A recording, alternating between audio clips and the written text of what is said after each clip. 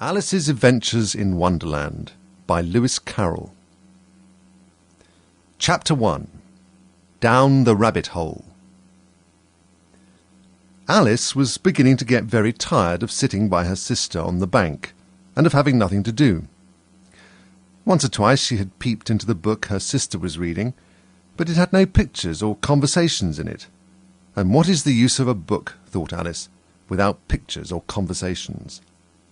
So she was considering, in her own mind, as well as she could, for the hot day made her feel very sleepy and stupid, whether the pleasure of making a daisy chain would be worth the trouble of getting up and picking the daisies, when suddenly a white rabbit with pink eyes ran close by her. There was nothing so very remarkable in that, nor did Alice think it so very much out of the way to hear the rabbit say to itself, oh dear, I shall be too late." When she thought it over afterwards, it occurred to her that she ought to have wondered at this, but at the time it all seemed quite natural.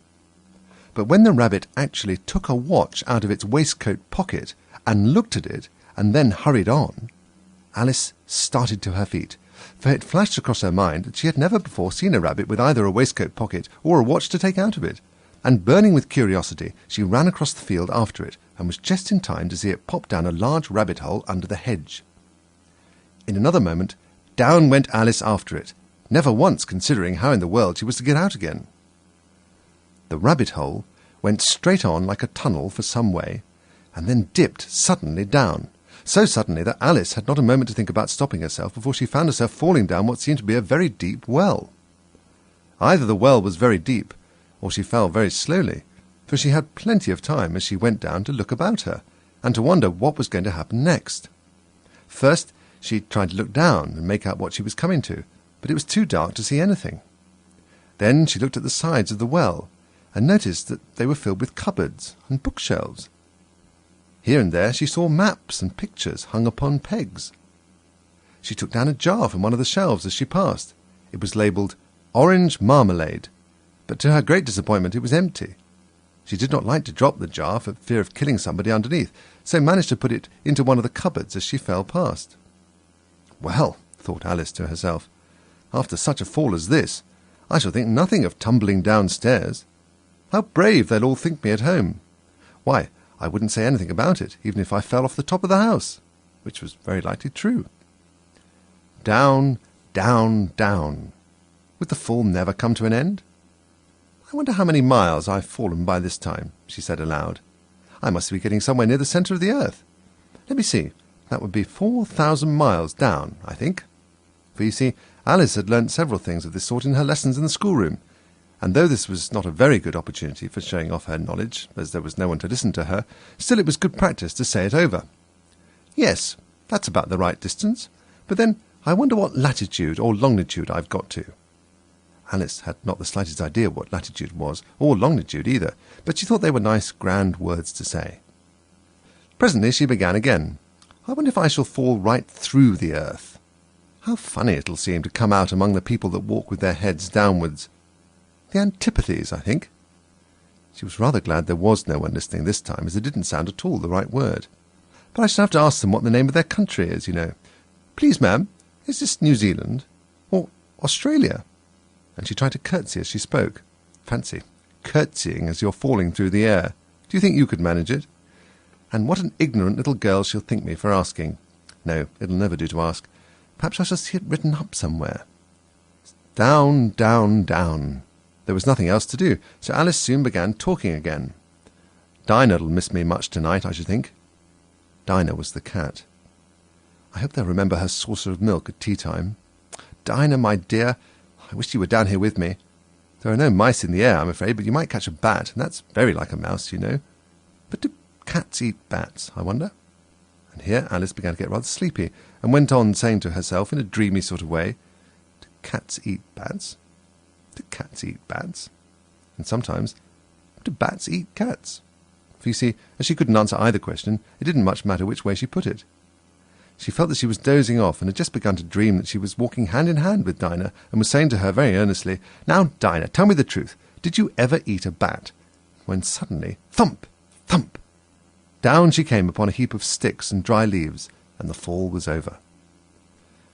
Alice was not a bit hurt, and she jumped up on her feet in a moment. She looked up, but it was all dark overhead. Before her was another long passage, and the White Rabbit was still in sight, hurrying down it. There was not a moment to be lost. Away went Alice like the wind, and was just in time to hear it say as it turned a corner, "Oh, my ears and whiskers, how late it's getting!"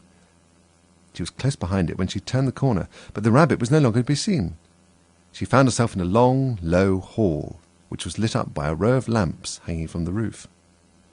There were doors all round the hall, but they were all locked, and when Alice had been all the way down one side and up the other, trying every door, she walked sadly down the middle, wondering how she was ever to get out again.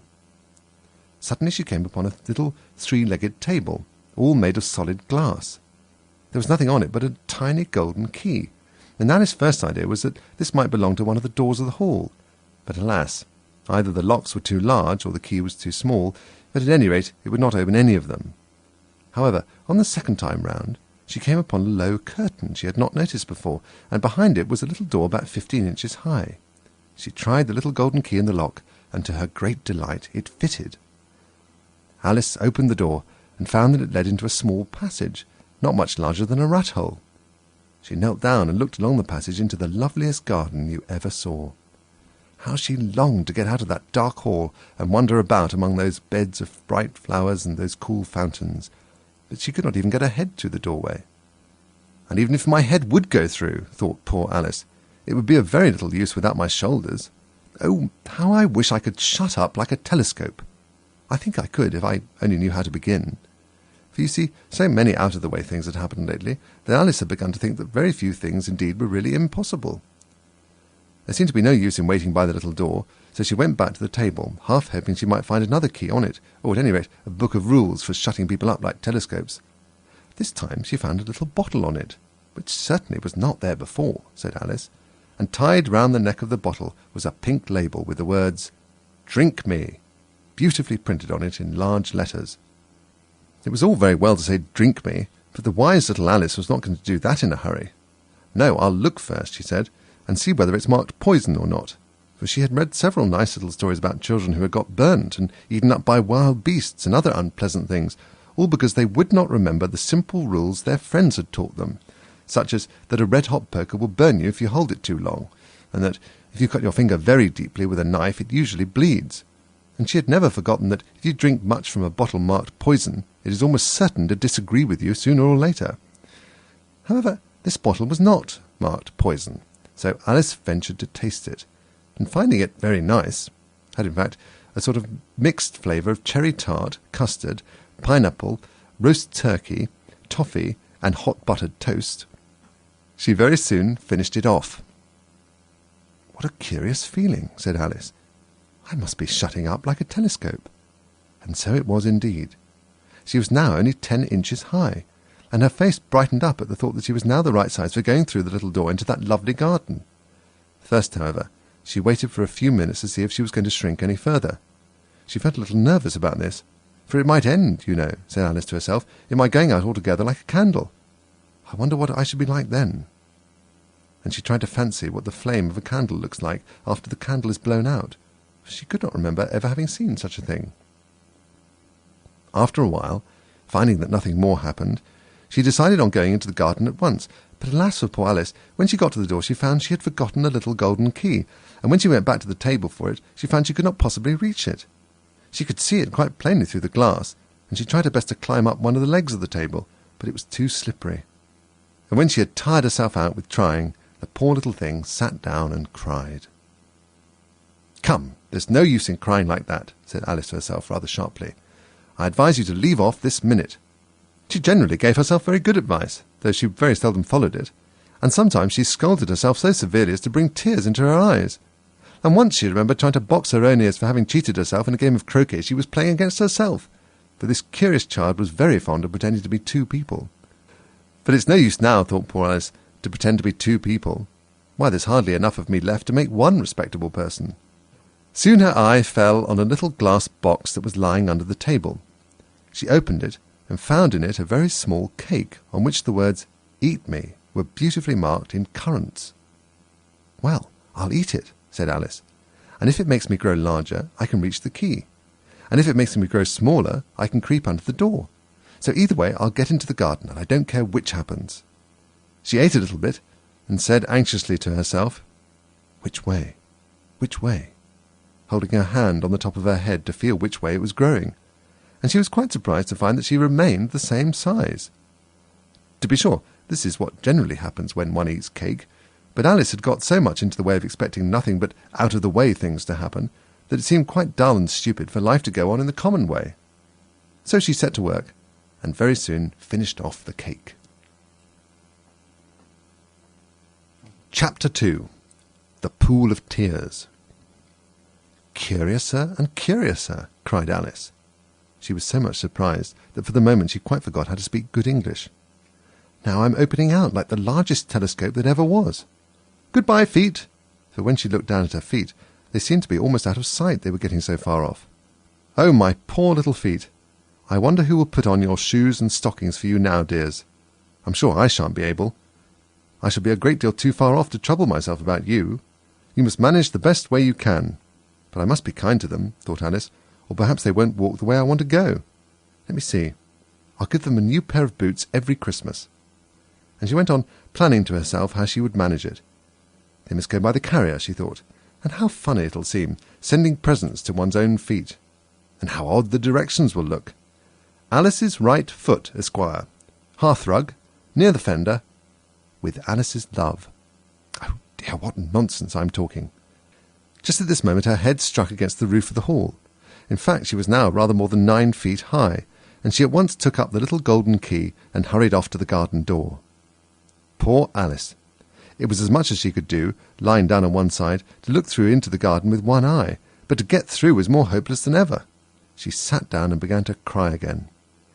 "You ought to be ashamed of yourself," said Alice. "A great girl like you," she might well say this, "to go on crying in this way. Stop this moment, I tell you." But she went on all the same, shedding gallons of tears until there was a large pool all round her, about 4 inches deep, and reaching down half the hall. After a time she heard a little pattering of feet in the distance, and she hastily dried her eyes to see what was coming. It was the White Rabbit returning, splendidly dressed, with a pair of white kid gloves in one hand and a large fan in the other. He came trotting along in a great hurry, muttering to himself as he came, "Oh, the Duchess, the Duchess! Oh, won't she be savage if I kept her waiting?" Alice felt so desperate that she was ready to ask help of anyone, so when the rabbit came near her she began in a low, timid voice, If you please, sir." The rabbit started violently, dropped the white kid gloves and the fan, and scurried away into the darkness as hard as he could go. Alice took up the fan and gloves, and as the hall was very hot, she kept fanning herself all the time she went on talking. "Dear, dear, how queer everything is today. And yesterday things went on just as usual. I wonder if I've been changed in the night. Let me think. Was I the same when I got up this morning? I almost think I can remember feeling a little different. But if I'm not the same, the next question is, who in the world am I? Ah, that's the great puzzle." And she began thinking over all the children she knew that were of the same age as herself, to see if she could have been changed for any one of them. "I'm sure I'm not Ada," she said, "for her hair goes into such long ringlets, and mine doesn't go into ringlets at all. And I'm sure I can't be Mabel, for I know all sorts of things, and she knows such a very little. Besides, she's she, and I'm I. And, oh dear, how puzzling it all is. I'll try if I know all the things I used to know. Let me see.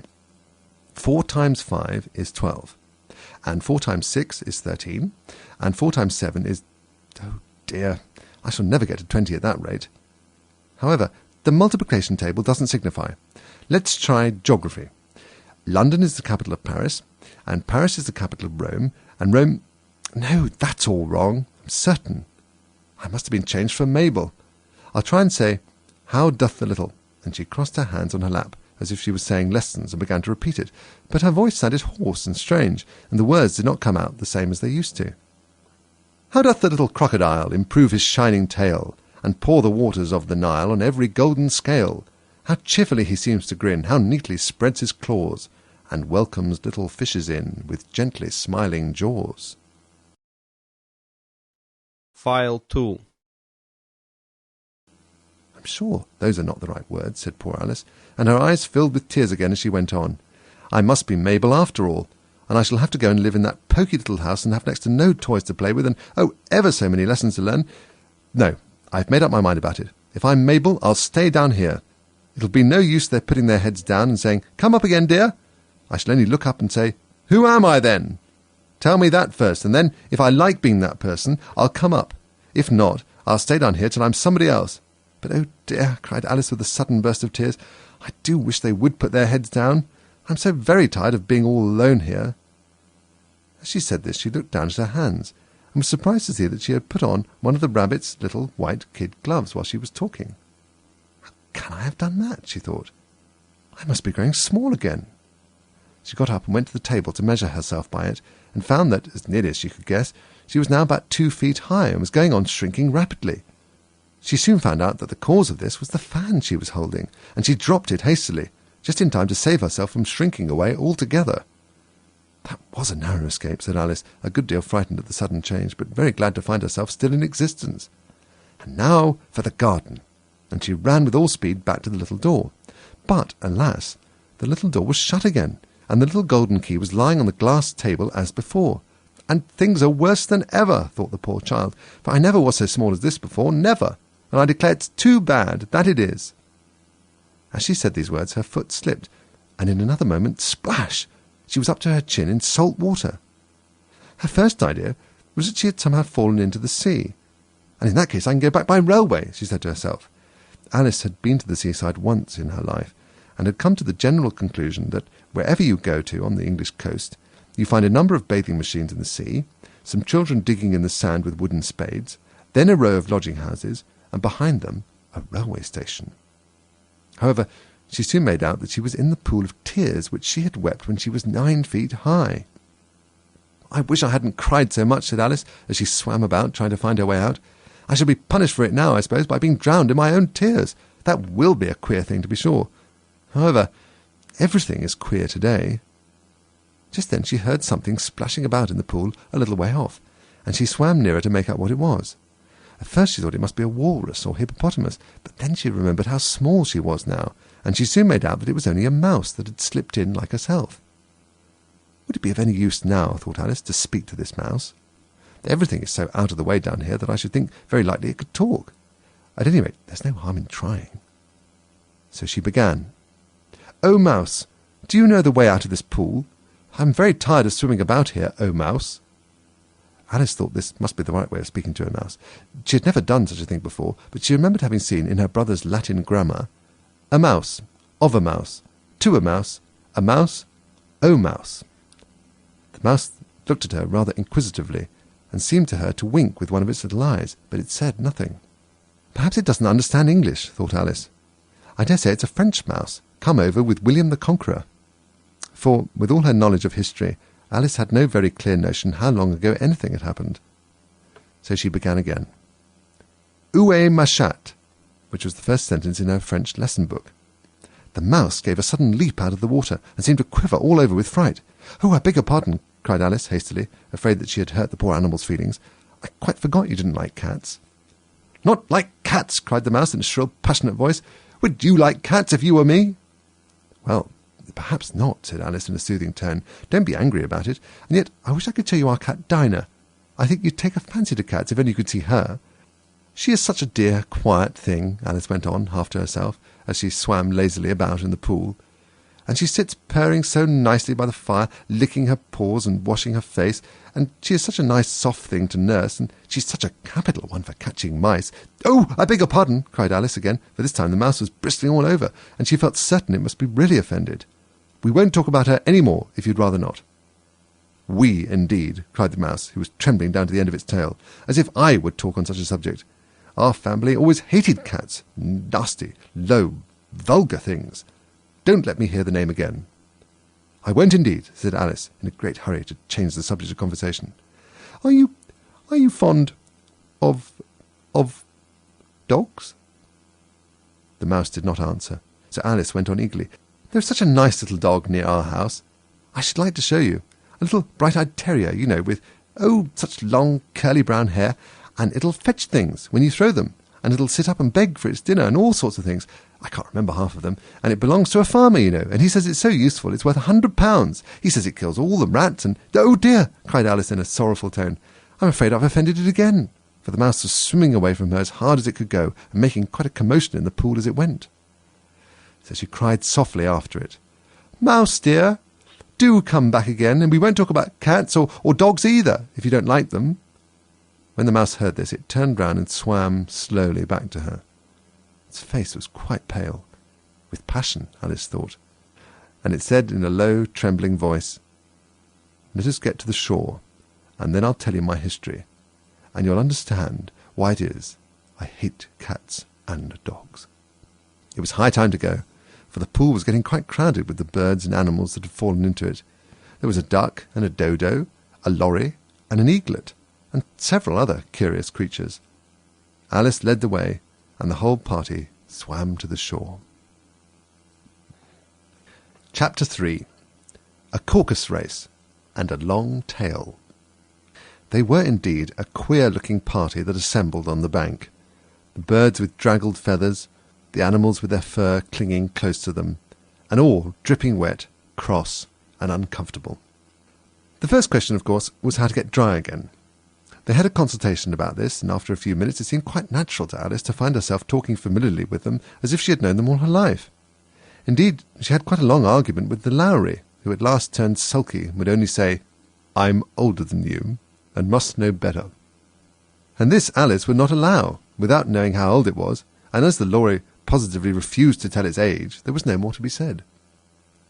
At last the mouse, who seemed to be a person of some authority among them, called out, "Sit down, all of you, and listen to me. I'll soon make you dry enough." They all sat down at once in a large ring, with the mouse in the middle.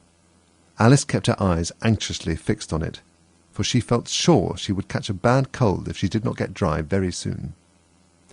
"Ahem," said the mouse with an important air. "Are you all ready? This is the driest thing I know. Silence all round, if you please. William the Conqueror, whose cause was much favoured by the Pope, was soon submitted to by the English, who wanted leaders, and had been of late much accustomed to usurpation and conquest. Edwin and Morcar, the Earls of Mercia and Northumbria—" "Ugh," said the Lorry with a shiver. "I beg your pardon," said the mouse, frowning, but very politely. "Did you speak?" "Not I," said the Lorry, hastily. "I thought you did," said the mouse. "I proceed. Edwin and Morcar, the Earls of Mercia and Northumbria, declared for him, and even Stigand, the patriotic Archbishop of Canterbury, found it advisable—" "Found what?" said the duck. "Found it," the mouse replied, rather crossly. "Of course you know what it means." "I know what it means, well enough. When I find a thing," said the duck, "it's generally a frog, or a worm. The question is, what did the Archbishop find?" The mouse did not notice this question, but hurriedly went on. "It found it advisable to go with Edgar Atheling to meet William and offer him the crown. William's conduct at first was moderate, but the insolence of his Normans— How are you getting on now, my dear?" it continued, turning to Alice as it spoke. "As wet as ever," said Alice in a melancholy tone. "It doesn't seem to dry me at all." "In that case," said the dodo, solemnly, rising to its feet, "I move that the meeting adjourn for the immediate adoption of more energetic remedies." "Speak English," said the eaglet. "I don't know the meaning of half those long words, and what's more, I don't believe you do either." And the eaglet bent down its head to hide a smile. Some of the other birds tittered audibly. "What I was going to say," said the dodo in an offended tone, "was that the best thing to get us dry would be a caucus race." "What is a caucus race?" said Alice. Not that she much wanted to know, but the dodo had paused as if it thought that somebody ought to speak, and no one else seemed inclined to say anything. "Why," said the dodo, "the best way to explain it is to do it. And as you might like to try the thing yourself some winter day, I will tell you how the dodo managed it. First it marked out a race course, in a sort of circle. The exact shape doesn't matter, it said, and then all the party were placed along the course, here and there. There was no 1, 2, 3 and away, but they began running when they liked, and left off when they liked, so that it was not easy to know when the race was over. However, when they had been running half an hour or so, and were quite dry again, the dodo suddenly called out, 'The race is over!' and they all crowded round it, panting and asking, 'But who has won?' This question the dodo could not answer without a great deal of thought, and it stood for a long time with one finger pressed upon its forehead, the position in which you usually see Shakespeare in the pictures of him, while the rest waited in silence. At last the Dodo said, "Everybody has won, and all must have prizes." "But who is to give the prizes?" quite a chorus of voices asked. "Why, she, of course," said the Dodo, pointing to Alice with one finger, and the whole party at once crowded round her, calling out in a confused way, "Prizes! Prizes!" Alice had no idea what to do, and in despair she put her hand in her pocket and pulled out a box of comfits. Luckily the salt water had not got into it, and handed them round as prizes. There was exactly one apiece, all round. "But she must have a prize herself, you know," said the Mouse. "Of course," the Dodo replied, very gravely. "What else have you got in your pocket?" it went on, turning to Alice. "Only a thimble," said Alice, sadly. "Hand it over here," said the Dodo. Then they all crowded round her once more, while the Dodo solemnly presented the thimble, saying, "We beg your acceptance of this elegant thimble." And when it had finished this short speech, they all cheered. Alice thought the whole thing very absurd, but they all looked so grave that she did not dare to laugh, and as she could not think of anything to say, she simply bowed and took the thimble, looking as solemn as she could. The next thing was to eat the comfits. This caused some noise and confusion, as the large birds complained that they could not taste theirs, and the small ones choked and had to be patted on the back. However, it was over at last, and they sat down again in a ring and begged the Mouse to tell them something more. "You promised to tell me your history, you know," said Alice, "and why it is you hate C and D," she added in a whisper, half afraid that it would be offended again. "Mine's a long and sad tale," said the Mouse, turning to Alice and sighing. "It is a long tale, certainly," said Alice, looking down with wonder at the Mouse's tail. "And why do you call it sad?" And she kept on puzzling about it while the Mouse was speaking, so that her idea of the tale was something like this. Fury said to a mouse that he met in the house, "Let us both go to law. I will prosecute you. Come, I'll take no denial. We must have the trial, for really this morning I've nothing to do." Said the Mouse to the Cur, "Such a trial, dear sir, with no jury or judge, would be wasting our breath." "I'll be judge, I'll be jury," said cunning old Fury. "I'll try the whole cause and condemn you to death." "You were not attending," said the Mouse to Alice severely. "What are you thinking of?" "I beg your pardon," said Alice very humbly. "You had got to the fifth bend, I think." "I had not," cried the Mouse, sharply and very angrily. "And not," said Alice, always ready to make herself useful and looking anxiously about her. "Oh, do let me help you to undo it." "I shall do nothing of the sort," said the Mouse, getting up and walking away. "You insult me by talking such nonsense." "I didn't mean it," pleaded poor Alice, "but you're so easily offended, you know." The Mouse only growled in reply. "Please come back and finish your story," Alice called after it, and the others all joined in the chorus. "Yes, please do." But the Mouse only shook its head impatiently and walked a little quicker. "What a pity it wouldn't stay," sighed the lorry as soon as it was quite out of sight. And an old crab took the opportunity of saying to her daughter, "Ah, my dear, let this be a lesson to you never to lose your temper." "Hold your tongue, Ma," said the young crab a little snappishly. "You're enough to try the patience of an oyster." "I wish I had our Dinah here, I know I do," said Alice aloud, addressing nobody in particular. "She'd soon fetch it back." "And who is Dinah, if I may venture to ask the question?" said the lorry. Alice replied eagerly, for she was always ready to talk about her pet. "Dinah's our cat, and she's such a capital one for catching mice, you can't think. And oh, I wish you could see her after the birds. Why, she'll eat a little bird as soon as you look at it." This speech caused a remarkable sensation among the party.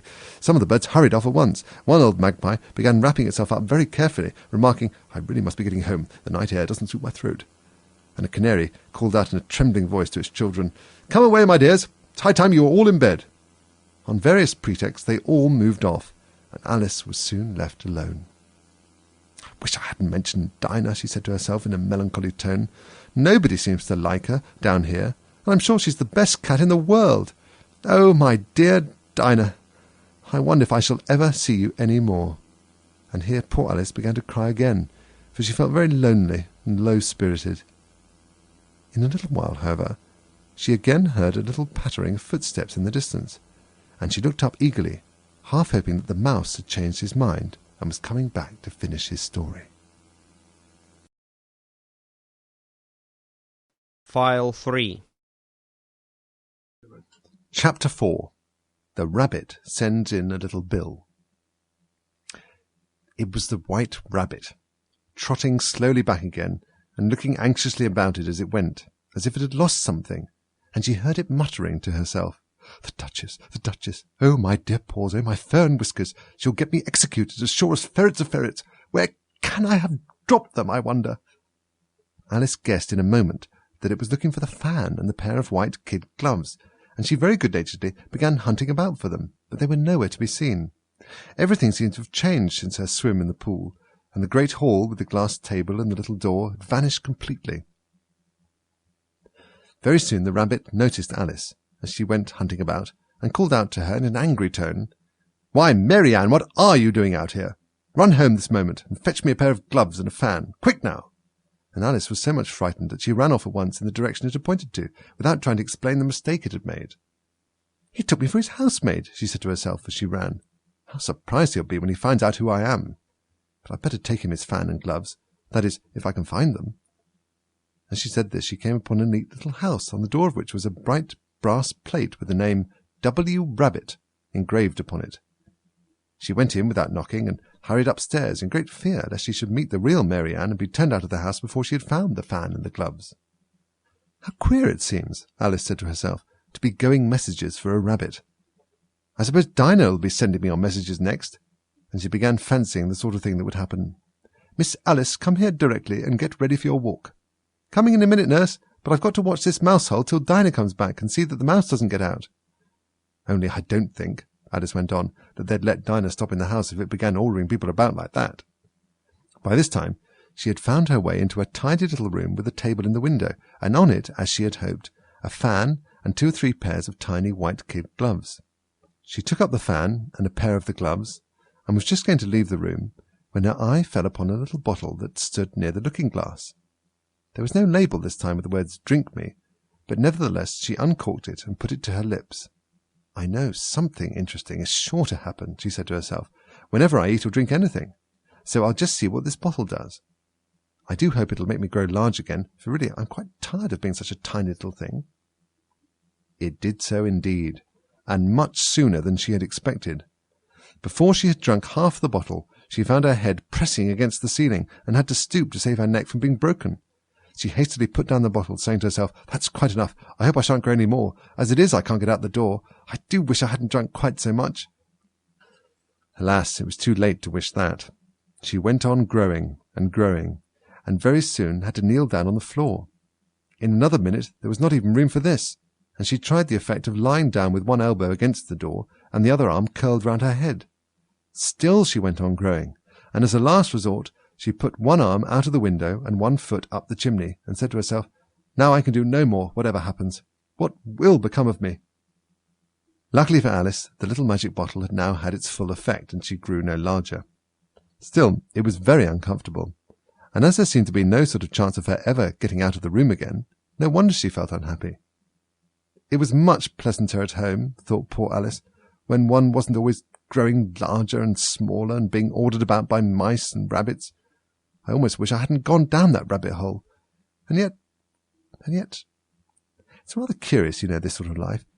I do wonder what can have happened to me. When I used to read fairy tales, I fancied that kind of thing never happened, and now here I am in the middle of one.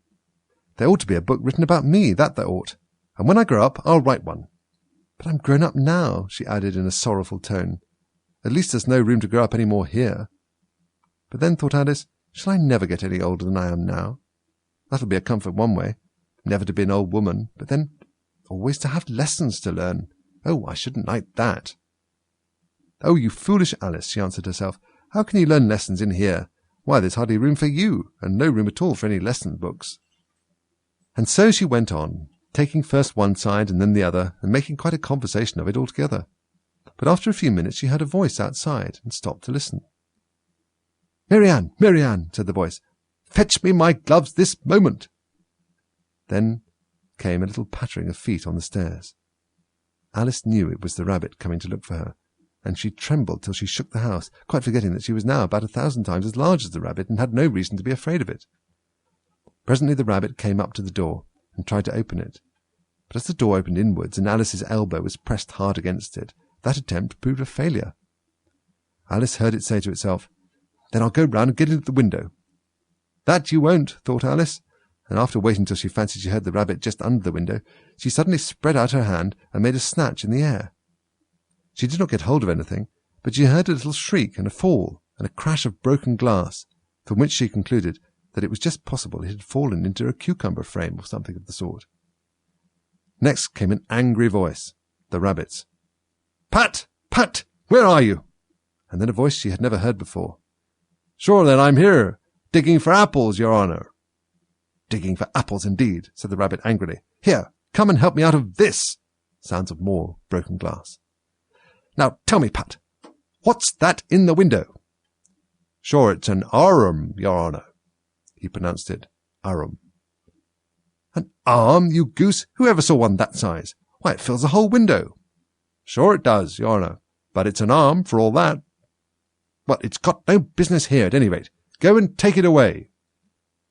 There was a long silence after this, and Alice could only hear whispers now and then, such as, "Sure, I don't like it, your honour, at all, at all. Do as I tell you, coward." And at last she spread out her hand again and made another snatch in the air. This time there were 2 little shrieks, and more sounds of broken glass. "What a number of cucumber frames there must be," thought Alice. "I wonder what they'll do next. As for putting me out of the window, I only wish they could. I'm sure I don't want to stay in here any longer." She waited for some time without hearing anything more. At last came a rumbling of little cartwheels, and the sound of a good many voices all talking together. She made out the words, "Where's the other ladder?" "Why, I hadn't to bring but one. Bill's got the other." "Bill? Fetch it here, lad. Here, put 'em up at this corner. No, tie 'em together first. They don't reach half high enough yet. Oh, they'll do well enough. Don't be particular. Here, Bill, catch hold of this rope. Will the roof bear? Mind that loose slate. Oh, it's coming down. It's below." A loud crash. "Now, who did that?" "It was Bill, I fancy." "Who's to go down the chimney?" "Me, I shan't. You do it." "That I won't, then." "Bill's got to go down." "Here, Bill, the master says you've got to go down the chimney." "Oh, so Bill's got to come down the chimney, has he?" said Alice to herself. "Why, they seem to put everything upon Bill. I wouldn't be in Bill's place for a good deal. This fireplace is narrow, to be sure, but I think I can kick a little." She drew her foot as far down the chimney as she could, and waited till she heard a little animal, she couldn't guess at what sort it was, scratching and scrambling about in the chimney close above her. Then, saying to herself, "This is Bill," she gave one sharp kick and waited to see what would happen next. The first thing she heard was a general chorus of, "There goes Bill!" Then the rabbit's voice alone, "Catch him, you by the hedge!" Then silence, and then another confusion of voices. "Hold up his head! Brandy now! Don't choke him! How was it, old fellow? What happened to you? Tell us all about it." Last came a little feeble, squeaking voice. "That's Bill," thought Alice. "Well, I hardly know. No more, thank you. I'm better now, but I'm a deal too flustered to tell you. All I know is, something comes at me like a jack-in-the-box, and up I go like a skyrocket." "So you did, old fellow," said the others. "We must burn the house down," said the rabbit's voice, and Alice called out as loud as she could, "If you do, I'll set Dinah at you." There was a dead silence instantly, and Alice thought to herself, "I wonder what they will do next. If they had any sense, they'd take the roof off." After a minute or two, they began moving about again, and Alice heard the rabbit say, "A barrowful will do, to begin with." "A barrowful of what?" thought Alice, but she had not long to doubt, for the next moment a shower of little pebbles came rattling in at the window, and some of them hit her in the face. "I'll put a stop to this," she said to herself, and shouted out, "You better not do that again," which produced another dead silence. Alice noticed, with some surprise, that the pebbles were all turning into little cakes as they lay on the floor, and a bright idea came into her head. "If I eat one of these cakes," she thought, "it's sure to make some change in my size, and as it can't possibly make me larger, it must make me smaller, I suppose." So she swallowed one of the cakes, and was delighted to find that she began shrinking directly. As soon as she was small enough to get through the door, she ran out of the house and found quite a crowd of little animals and birds waiting outside. The poor little lizard, Bill, was in the middle, being held up by 2 guinea pigs who were giving it something out of a bottle. They all made a rush at Alice the moment she appeared, but she ran off as hard as she could, and soon found herself safe in a thick wood.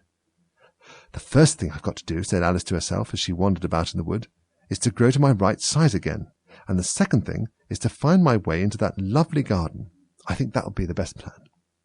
It sounded an excellent plan, no doubt, and was very neatly and simply arranged. The only difficulty was that she had not the smallest idea how to set about it.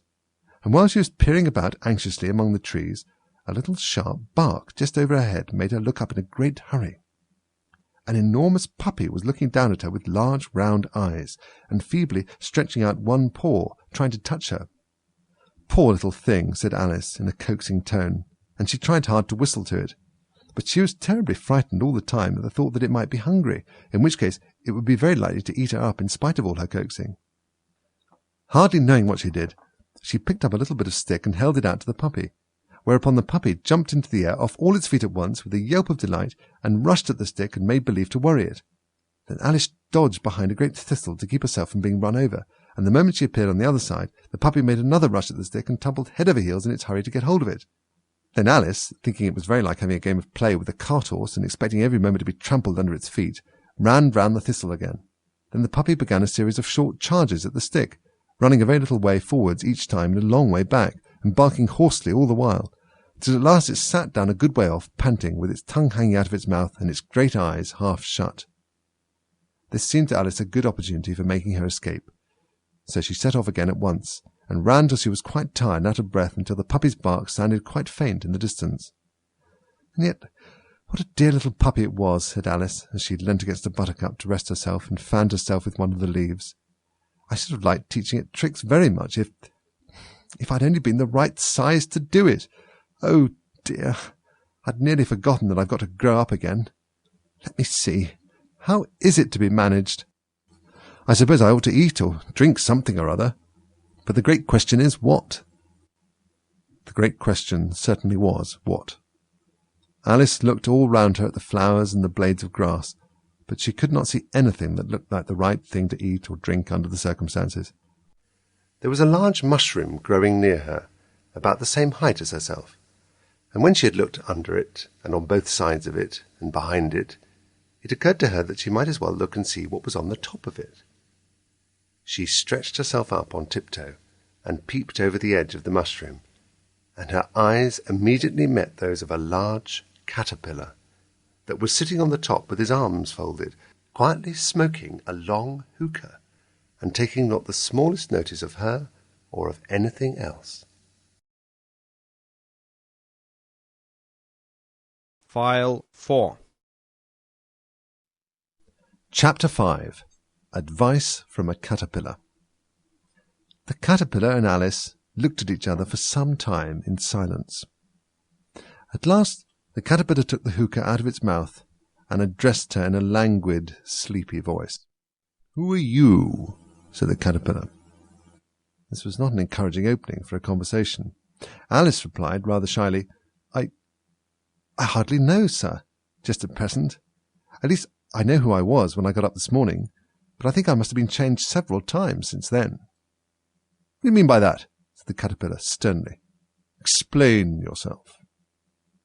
I can't explain myself, I'm afraid, sir," said Alice, "because I'm not myself, you see." "I don't see," said the caterpillar.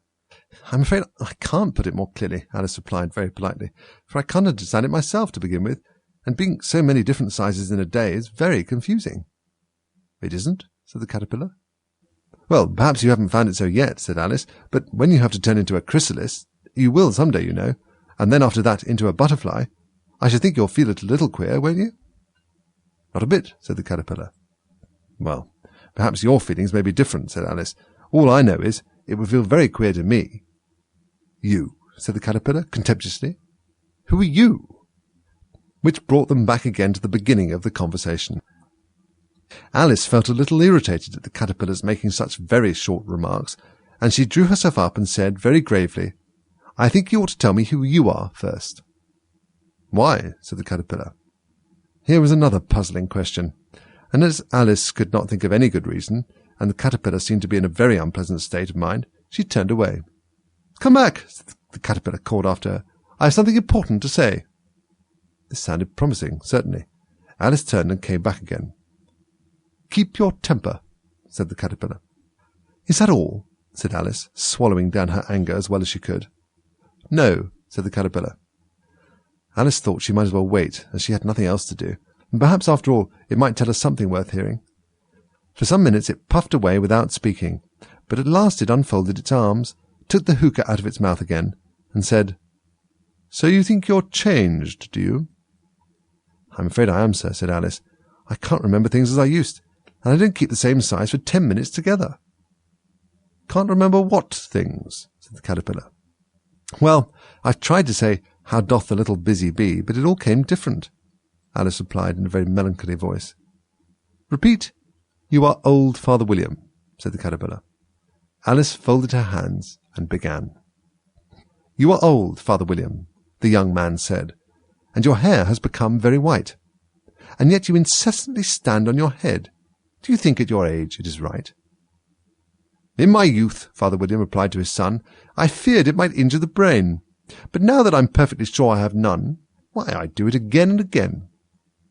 You are old, said the youth, as I mentioned before, and have grown most uncommonly fat. Yet you turned a buck somersault in at the door. Pray, what is the reason of that?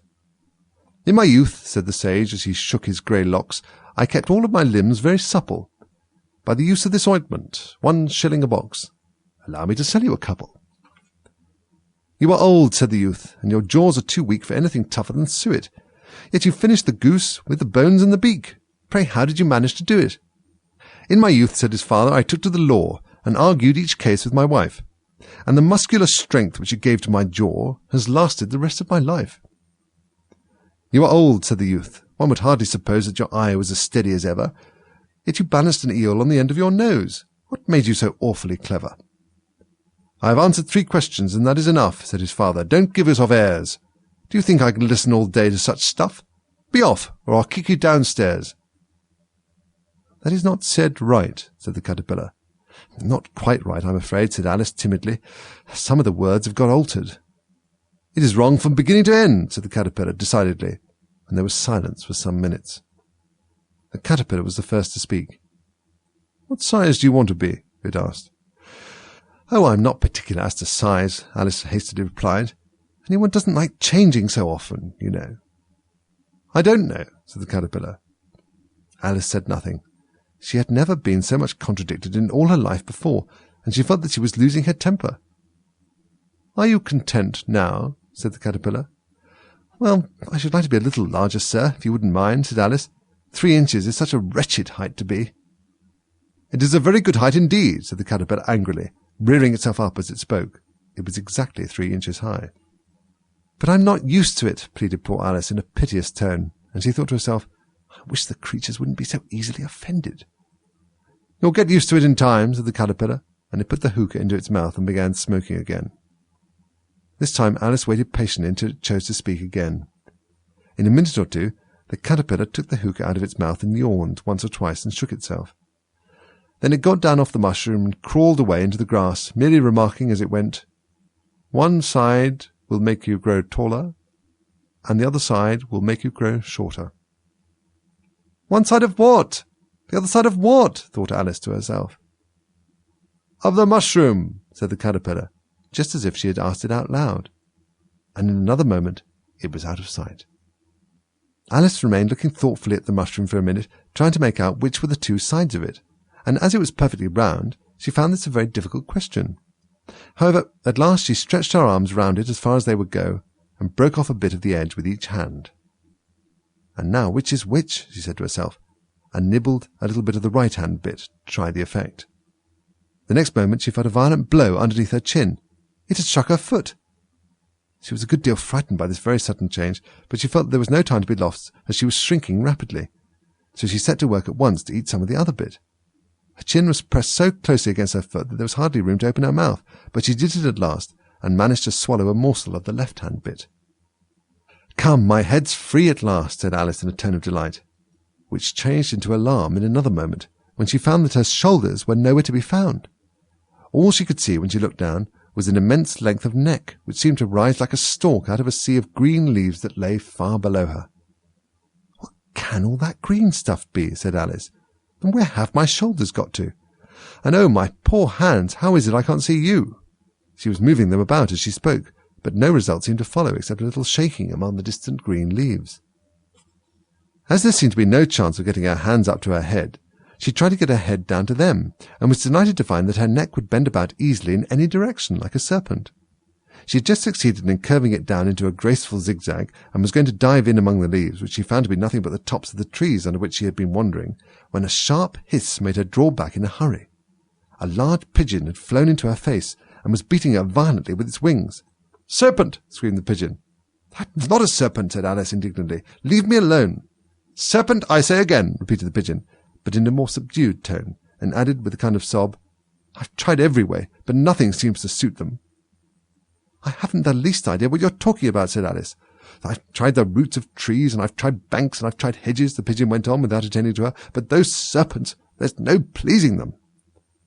Alice was more and more puzzled, but she thought there was no use in saying anything more until the pigeon had finished.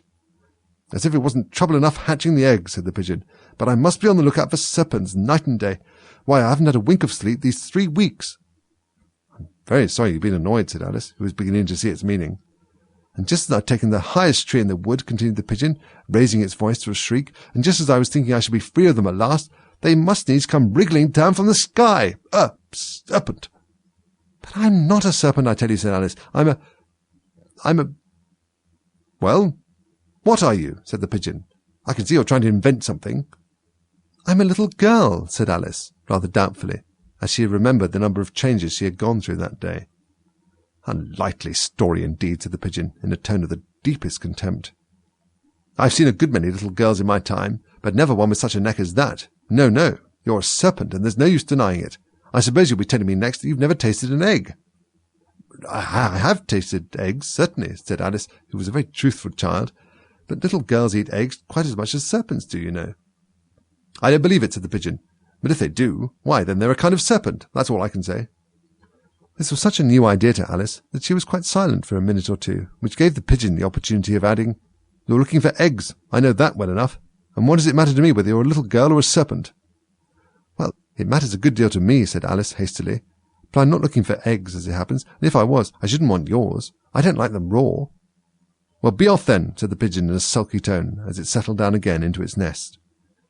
Alice crouched down among the trees as well as she could, for her neck kept getting entangled among the branches, and every now and then she had to stop and untwist it.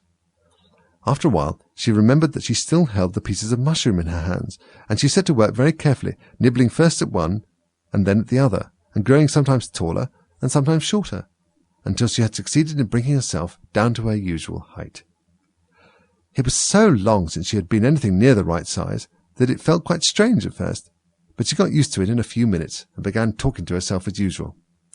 "Come, there's half my plan done now. How puzzling all these changes are. I'm never sure what I'm going to be from one minute to another. However, I've got back to my right size. The next thing is to get into that beautiful garden. How is that to be done, I wonder?" As she said this, she came suddenly upon an open place, with a little house in it about 4 feet high. "Whoever lives there?" thought Alice. "It'll never do to come upon them this size. Why, I should frighten them out of their wits." So she began nibbling at the right-hand bit again, and did not venture to go near the house till she had brought herself down to 9 inches high. File 5. Chapter 6. Pig and Pepper. For a minute or two she stood looking at the house and wondering what to do next, when suddenly a footman in livery came running out of the wood. She considered him to be a footman because he was in livery. Otherwise, judging by his face only, she would have called him a fish, and rapped loudly at the door with his knuckles.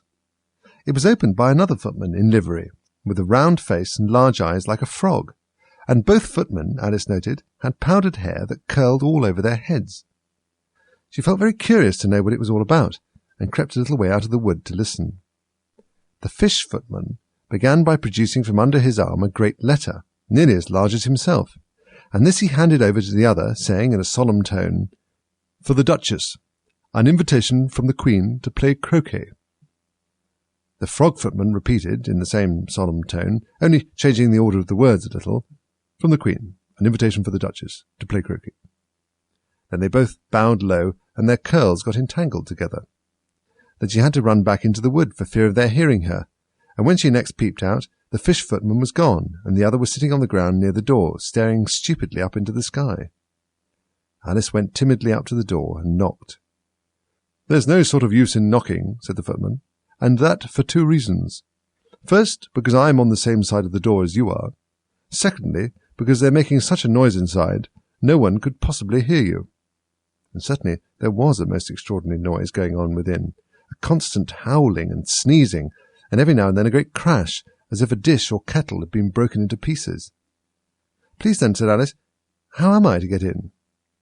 There might be some sense in your knocking, the footman went on, without attending to her, if we had the door between us. For instance, if you were inside, you might knock, and I could let you out, you know. He was looking up into the sky all the time he was speaking, and this Alice thought decidedly uncivil. But perhaps he can't help it, she said to herself. His eyes are so very nearly at the top of his head. But at any rate he might answer questions. How am I to get in? She repeated aloud. I shall sit here, the footman remarked, till tomorrow. At this moment the door of the house opened, and a large plate came skimming out straight at the footman's head. It just grazed his nose and broke to pieces against one of the trees behind him. Or next day, maybe, the footman continued in the same tone, exactly as if nothing had happened. How am I to get in? Asked Alice again in a louder tone. Are you to get in at all? Said the footman. That's the first question, you know. It was, no doubt, only Alice did not like to be told so. It's really dreadful, she muttered to herself, the way all the creatures argue. It's enough to drive one crazy. The footman seemed to think this a good opportunity for repeating his remark, with variations. I shall sit here, he said, on and off, for days and days. But what am I to do? Said Alice. Anything you like, said the footman, and began whistling. Oh, there's no use in talking to him, said Alice desperately. He's perfectly idiotic, and she opened the door and went in. The door led right into a large kitchen, which was full of smoke from one end to the other. The Duchess was sitting on a three-legged stool in the middle, nursing a baby. The cook was leaning over the fire, stirring a large cauldron which seemed to be full of soup. There's certainly too much pepper in that soup, Alice said to herself, as well as she could for sneezing. There was certainly too much of it in the air. Even the Duchess sneezed occasionally, and as for the baby, it was sneezing and howling alternately, without a moment's pause. The only two creatures in the kitchen that did not sneeze were the cook and a large cat which was lying on the hearth and grinning from ear to ear. Please would you tell me, said Alice, a little timidly, for she was not quite sure whether it was good manners for her to speak first, why your cat grins like that? It's a Cheshire cat, said the Duchess, and that's why— Pig! She said this last word with such sudden violence that Alice quite jumped, but she saw in another moment that it was addressed to the baby and not to her, so she took courage and went on again. I didn't know that Cheshire cats always grinned. In fact, I didn't know that cats could grin. They all can, said the Duchess, and most of them do. I don't know of any that do, Alice said very politely, feeling quite pleased to have got into a conversation. You don't know much, said the Duchess, and that's a fact. Alice did not at all like the tone of this remark, and thought it would be well to introduce some other subject of conversation. While she was trying to fix on one, the cook took the cauldron of soup off the fire, and at once set to work throwing everything within her reach at the Duchess and the baby. The fire-irons came first, then followed a shower of saucepans, plates, and dishes. The Duchess took no notice of them, even when they hit her, and the baby was howling so much already that it was quite impossible to say whether the blows hurt it or not. Oh, please mind what you're doing, cried Alice, jumping up and down in an agony of terror. Oh, there goes his precious nose, as an unusually large saucepan flew close by it, and very nearly carried it off. If everybody minded their own business, the Duchess said in a hoarse growl, the world would go round a deal faster than it does. Which would not be an advantage, said Alice, who felt very glad to get an opportunity of showing off a little of her knowledge. Just think what work it would make with the day and night. You see, the earth takes 24 hours to turn round on its axis. Talking of axis, said the Duchess, chop off her head. Alice glanced rather anxiously at the cook to see if she meant to take the hint, but the cook was busily stirring the soup and seemed not to be listening, so she went on again. 24 hours, I think, or is it 12? Oh, don't bother me, said the Duchess. I never could abide figures. And with that she began nursing her child again, singing a sort of lullaby to it as she did so, and giving it a violent shake at the end of every line. Speak roughly to your little boy, and beat him when he sneezes. He only does it to annoy, because he knows it teases. Chorus, in which the cook and the baby joined. Wow, wow, wow! While the Duchess sang the second verse of the song, she kept tossing the baby violently up and down, and the poor little thing howled so that Alice could hardly hear the words. I speak severely to my boy, I beat him when he sneezes, for he can thoroughly enjoy the pepper when he pleases. Chorus. Wow, wow, wow! "Here, you may nurse it a bit if you like," the Duchess said to Alice, flinging the baby at her as she spoke. "I must go and get ready to play croquet with the Queen," and she hurried out of the room. The cook threw a frying pan after her as she went, but it just missed her. Alice caught the baby with some difficulty, as it was a queer-shaped little creature and held out its arms and legs in all directions, just like a starfish, thought Alice. The poor little thing was snorting like a steam engine when she caught it, and kept doubling itself up and straightening itself out again, so that altogether for the first minute or two it was as much as she could do to hold it. As soon as she had made out the proper way of nursing it, which was to twist it up into a sort of knot, and then keep tight hold of its right ear and left foot so as to prevent its undoing itself, she carried it out into the open air. "If I don't take this child away with me," thought Alice, "they're sure to kill it in a day or two. Wouldn't it be murder to leave it behind?" She said the last words out loud, and the little thing grunted in reply. It had left off sneezing by this time. "Don't grunt," said Alice. "That's not at all a proper way of expressing yourself." The baby grunted again, and Alice looked very anxiously into its face to see what was the matter with it. There could be no doubt that it had a very turn-up nose, much more like a snout than a real nose. Also, its eyes were getting extremely small for a baby. Altogether, Alice did not like the look of the thing at all. But perhaps it was only sobbing, she thought, and looked into its eyes again to see if there were any tears. No, there were no tears. "If you are going to turn it into a pig, my dear," said Alice seriously, "I'll have nothing more to do with you. Mind now." The poor little thing sobbed again, or grunted, it was impossible to say which, and they went on for some while in silence. Alice was just beginning to think to herself, "Now what am I to do with this creature when I get it home?" when it grunted again so violently that she looked down into its face in some alarm. This time there could be no mistake about it. It was neither more nor less than a pig, and she felt that it would be quite absurd for her to carry it any further. So she set the little creature down and felt quite relieved to see it trot away quietly into the wood. If it had grown up, she said to herself, it would have made a dreadfully ugly child, but it makes rather a handsome pig, I think. And she began thinking over other children she knew, who might do very well as pigs, and was just saying to herself, if only one knew the right way to change them, and she was a little startled by seeing the Cheshire Cat sitting on a bough of a tree a few yards off.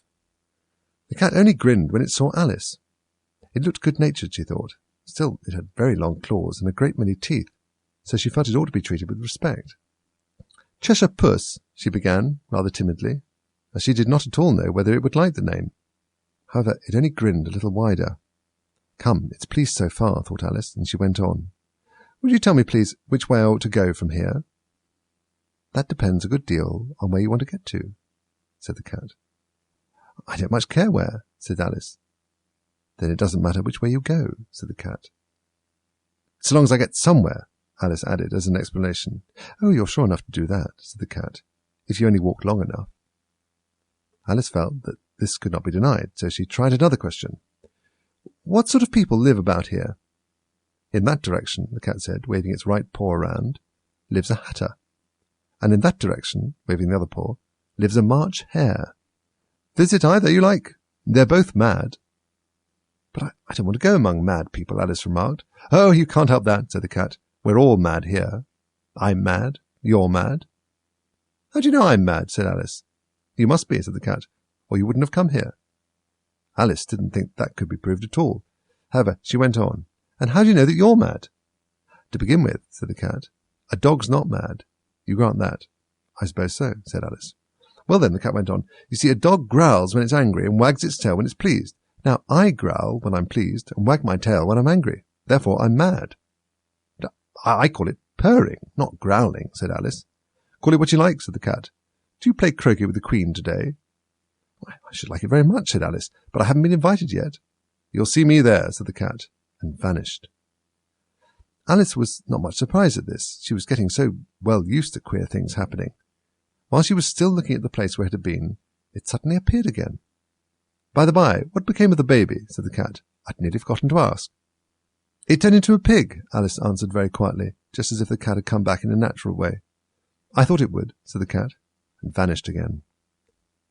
Alice waited a little, half expecting to see it again, but it did not appear, and after a minute or two she walked on in the direction in which the March hare was said to live. "I've seen hatters before," she said to herself. "The March hare will be much the most interesting, and perhaps, as this is May, it won't be raving mad, at least not so mad as it was in March." As she said this, she looked up, and there was the cat again, sitting on a branch of a tree. "Did you say pig or fig?" said the cat. I said pig, replied Alice, and I wish you wouldn't keep appearing and vanishing so suddenly. You make one quite giddy. All right, said the cat, and this time it vanished quite slowly, beginning with the end of the tail and ending with a grin, which remained some time after the rest of it had gone. I've often seen a cat without a grin, thought Alice, but a grin without a cat. It's the most curious thing I ever saw in all my life. She had not gone much further before she came in sight of the house of the March Hare. She thought it must be the right house because the chimneys were shaped like ears and the roof was thatched with fur. It was so large a house that she did not like to go nearer till she had nibbled some more of the left-hand bit of the mushroom and raised herself to about 2 feet high. Even then she walked up towards it rather timidly, saying to herself, "Suppose it should be raving mad after all. I almost wish I'd gone to see the Hatter instead."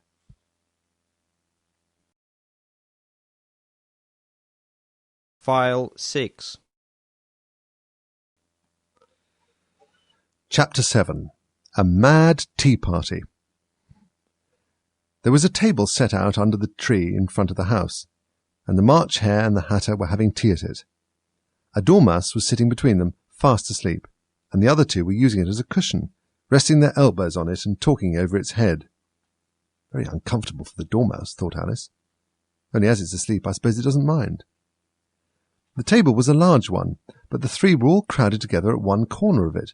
"No room! No room!" they cried out when they saw Alice coming together. "There's plenty of room," said Alice indignantly, and she sat down in a large armchair at one end of the table. "Have some wine," the March Hare said in an encouraging tone. Alice looked all round the table, but there was nothing on it but tea.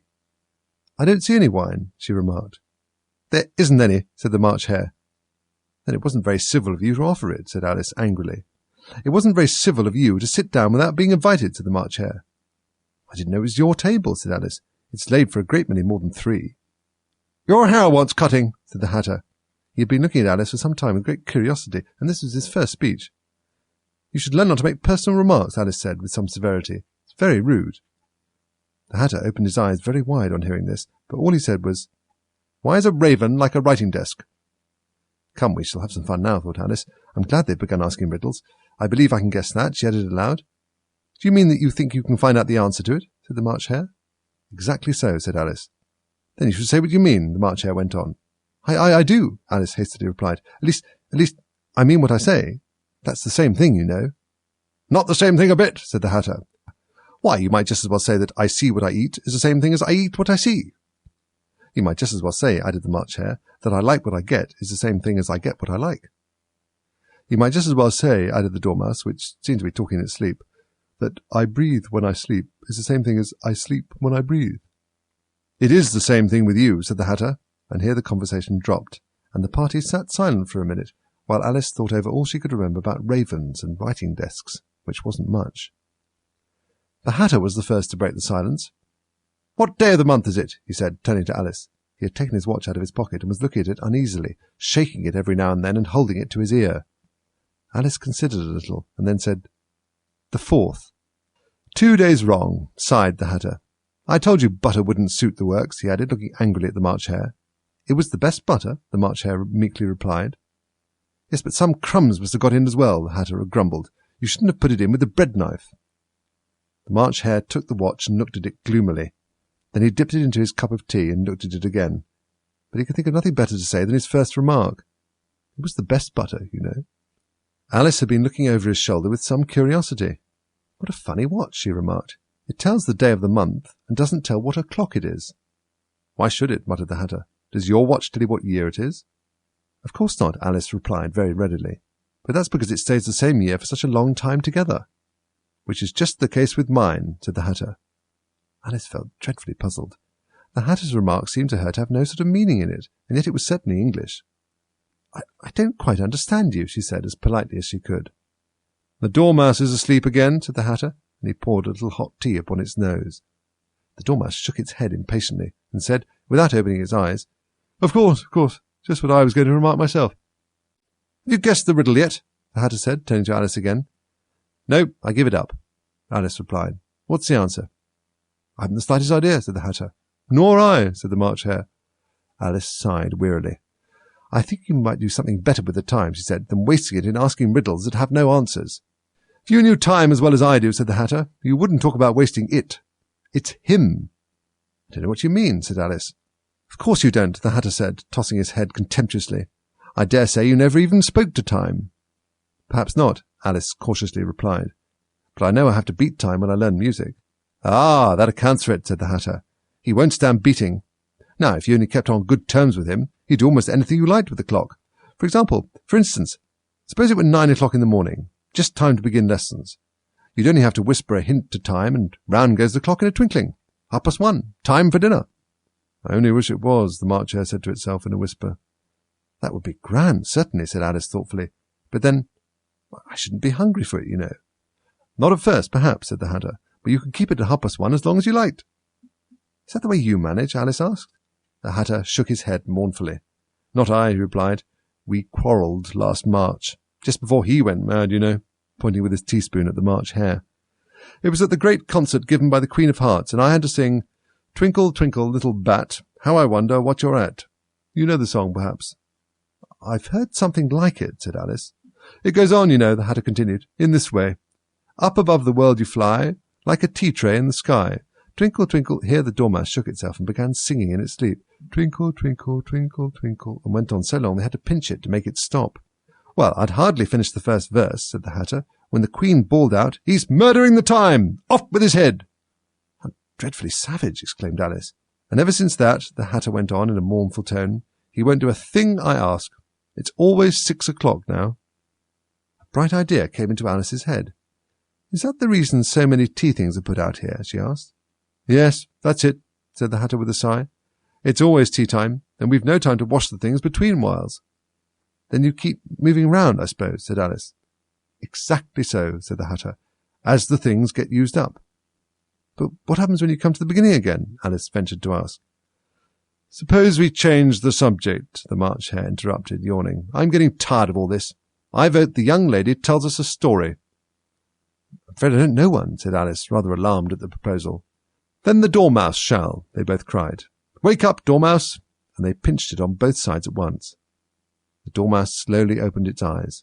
"I wasn't asleep," it said in a hoarse, feeble voice. "I heard every word you fellows were saying." "Tell us a story," said the March Hare.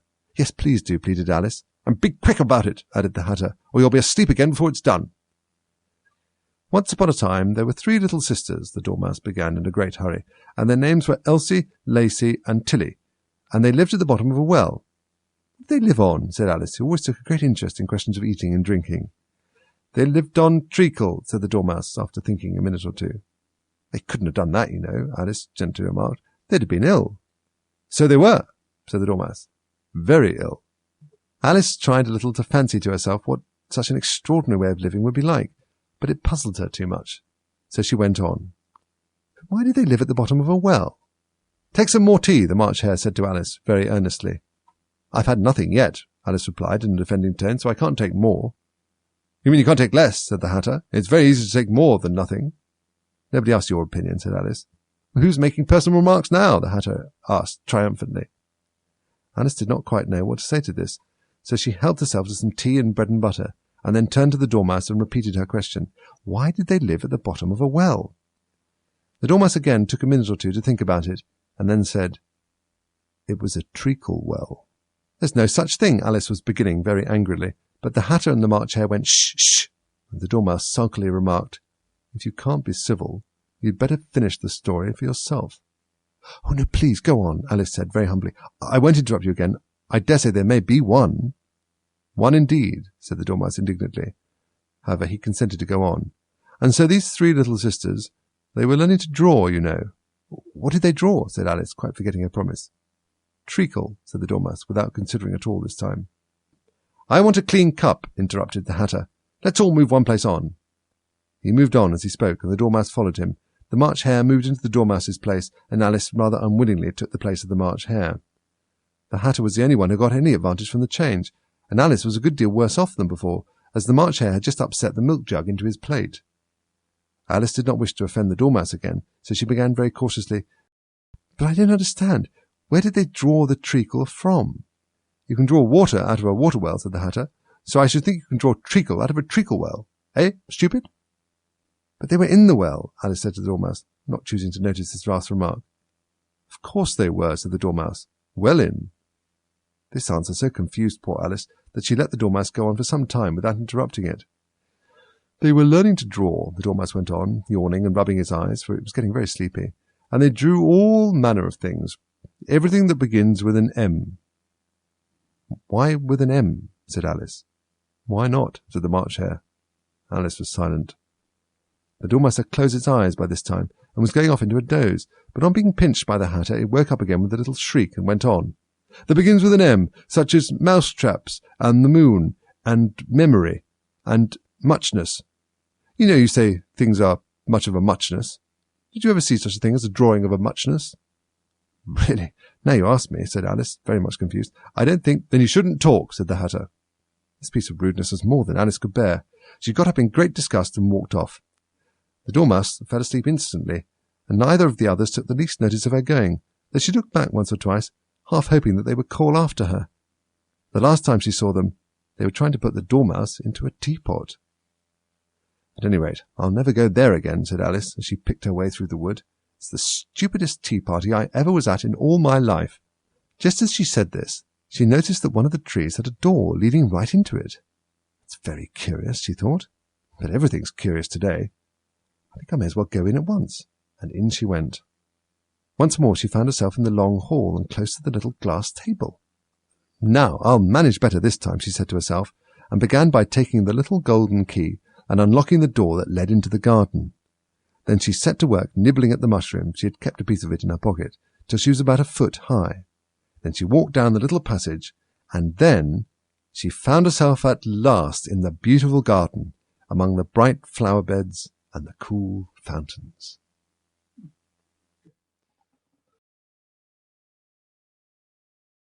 File 7. Chapter 8. The Queen's Croquet Ground. A large rose tree stood near the entrance of the garden. The roses growing on it were white, but there were 3 gardeners at it busily painting them red. Alice thought this a very curious thing, and she went nearer to watch them. And just as she came up to them, she heard one of them say, "Look out now, Five! Don't go splashing paint over me like that." "I couldn't help it," said Five in a sulky tone. "Seven jogged my elbow."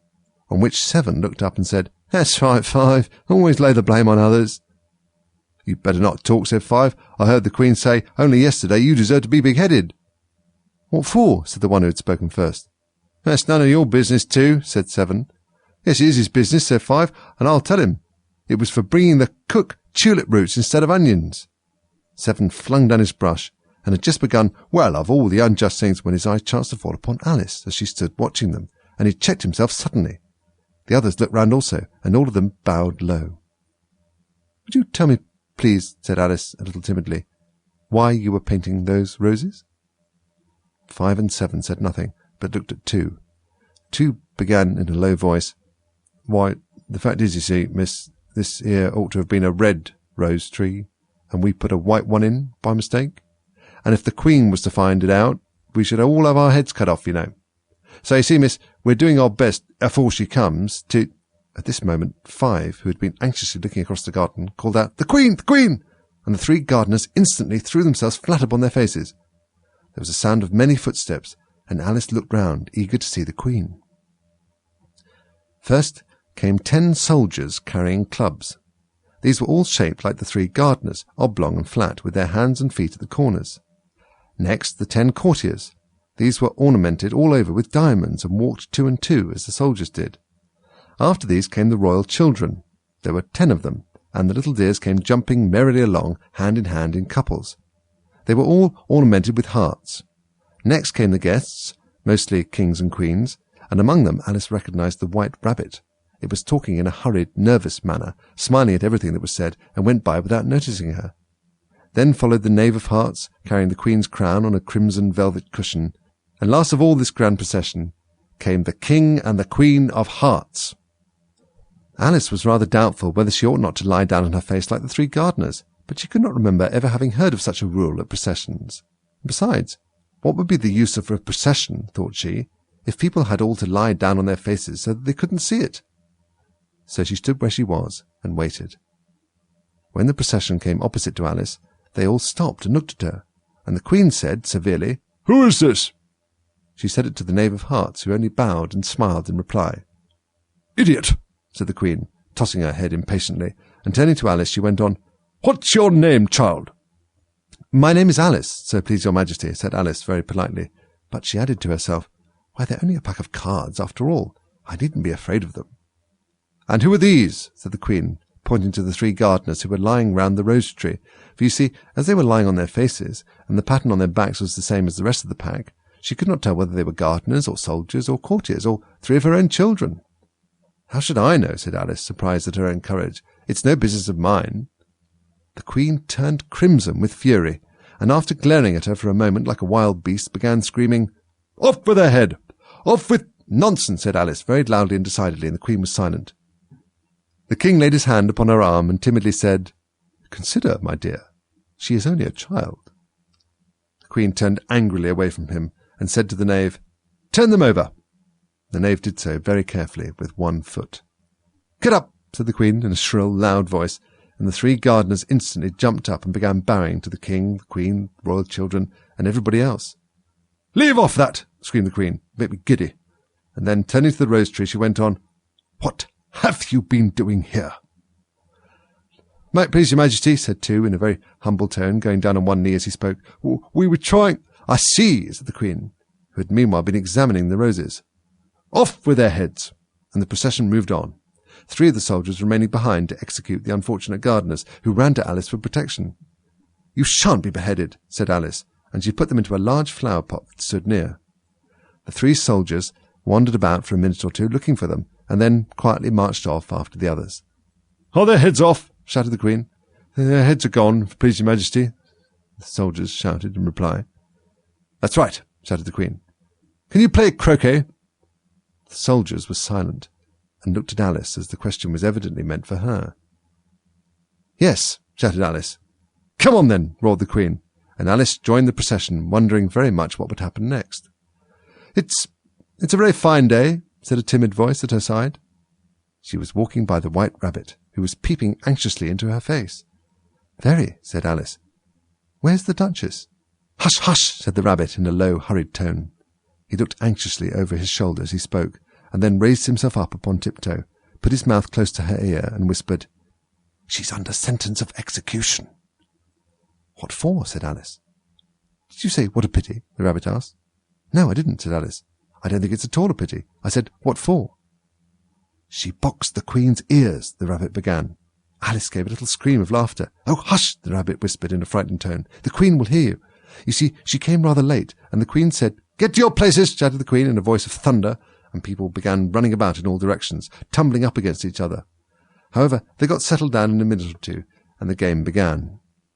Alice thought she had never seen such a curious croquet ground in her life. It was all ridges and furrows. The croquet balls were live hedgehogs, and the mallet live flamingos, and the soldiers had to double themselves up and stand on their hands and feet to make the arches. The chief difficulty Alice found at first was in managing her flamingo. She succeeded in getting its body tucked away comfortably enough under her arm with its legs hanging down, but generally, just as she had got its neck nicely straightened out and was going to give the hedgehog a blow with its head, it would twist itself round and look up in her face with such a puzzled expression that she could not help bursting out laughing.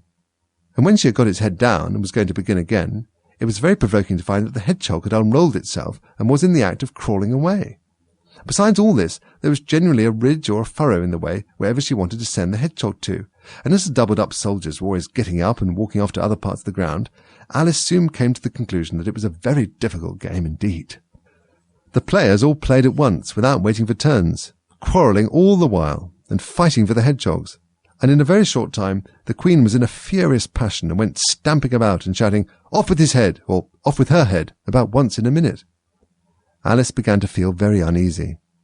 To be sure, she had not as yet had any dispute with the Queen, but she knew that it might happen any minute, and then, thought she, what would become of me? They're dreadfully fond of beheading people here. The great wonder is that there's anyone left alive. She was looking about for some way of escape and wondering whether she could get away without being seen, when she noticed a curious appearance in the air. It puzzled her very much at first, but after watching it a minute or 2, she made it out to be a grin, and she said to herself, "It's the Cheshire Cat. Now I shall have somebody to talk to." "How are you getting on?" said the cat, as soon as there was mouth enough for it to speak with.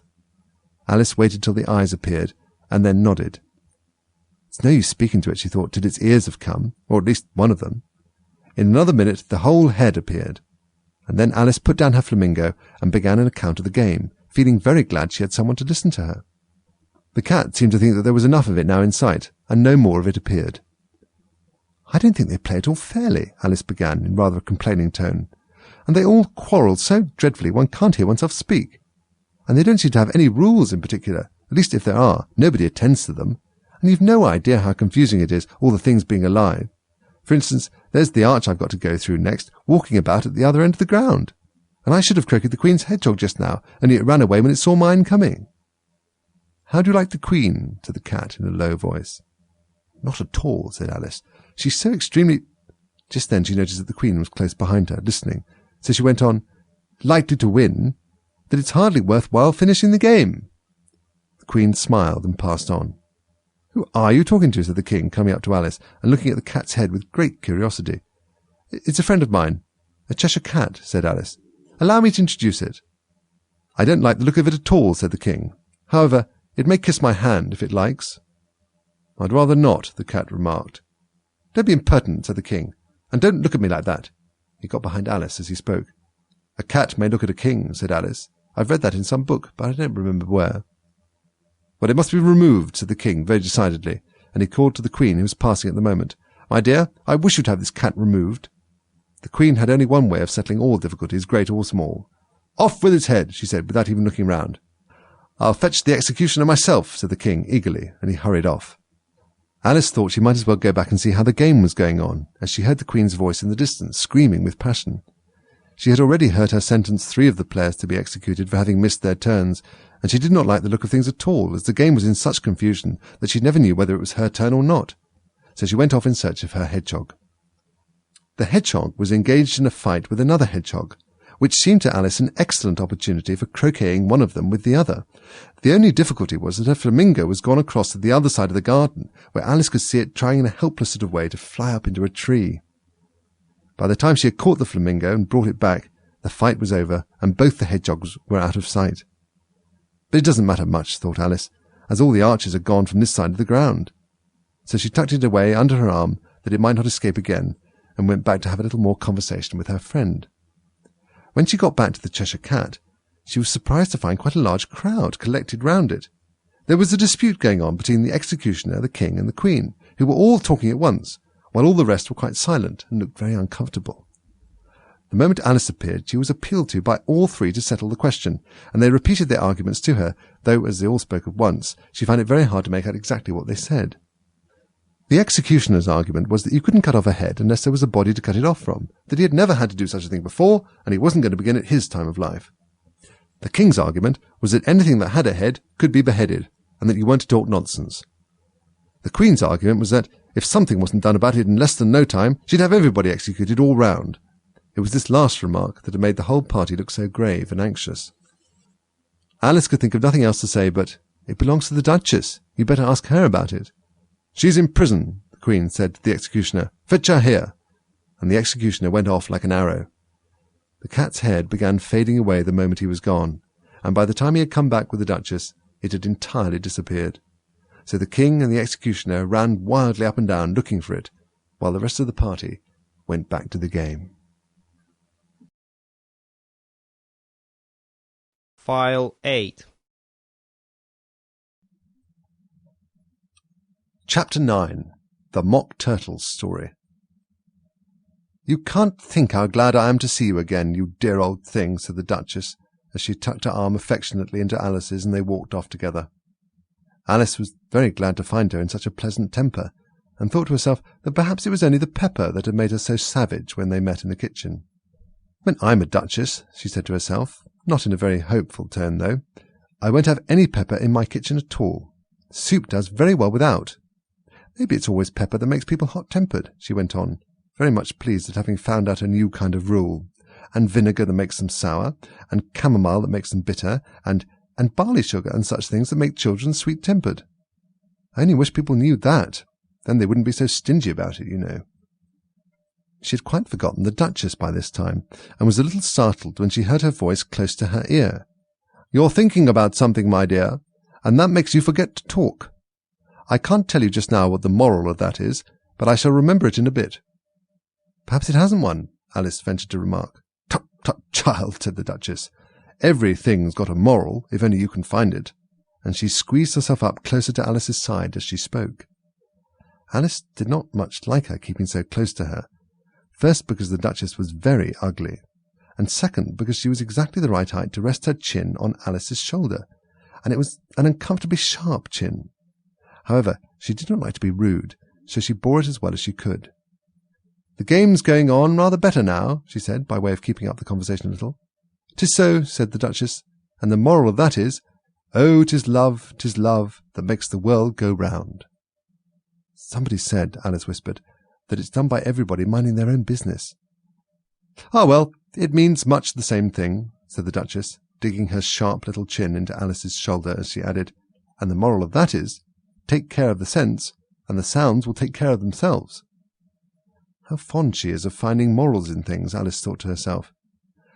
"I dare say you're wondering why I don't put my arm round your waist," the Duchess said after a pause. "The reason is that I'm doubtful about the temper of your flamingo. Shall I try the experiment?" He might bite," Alice cautiously replied, not feeling at all anxious to have the experiment tried. "Very true," said the Duchess. "Flamingos and mustard both bite. And the moral of that is, birds of a feather flock together." "Only mustard isn't a bird," Alice remarked. "Right as usual," said the Duchess. "What a clear way you have of putting things." "It's a mineral, I think," said Alice. "Of course it is," said the Duchess, who seemed ready to agree to anything that Alice said.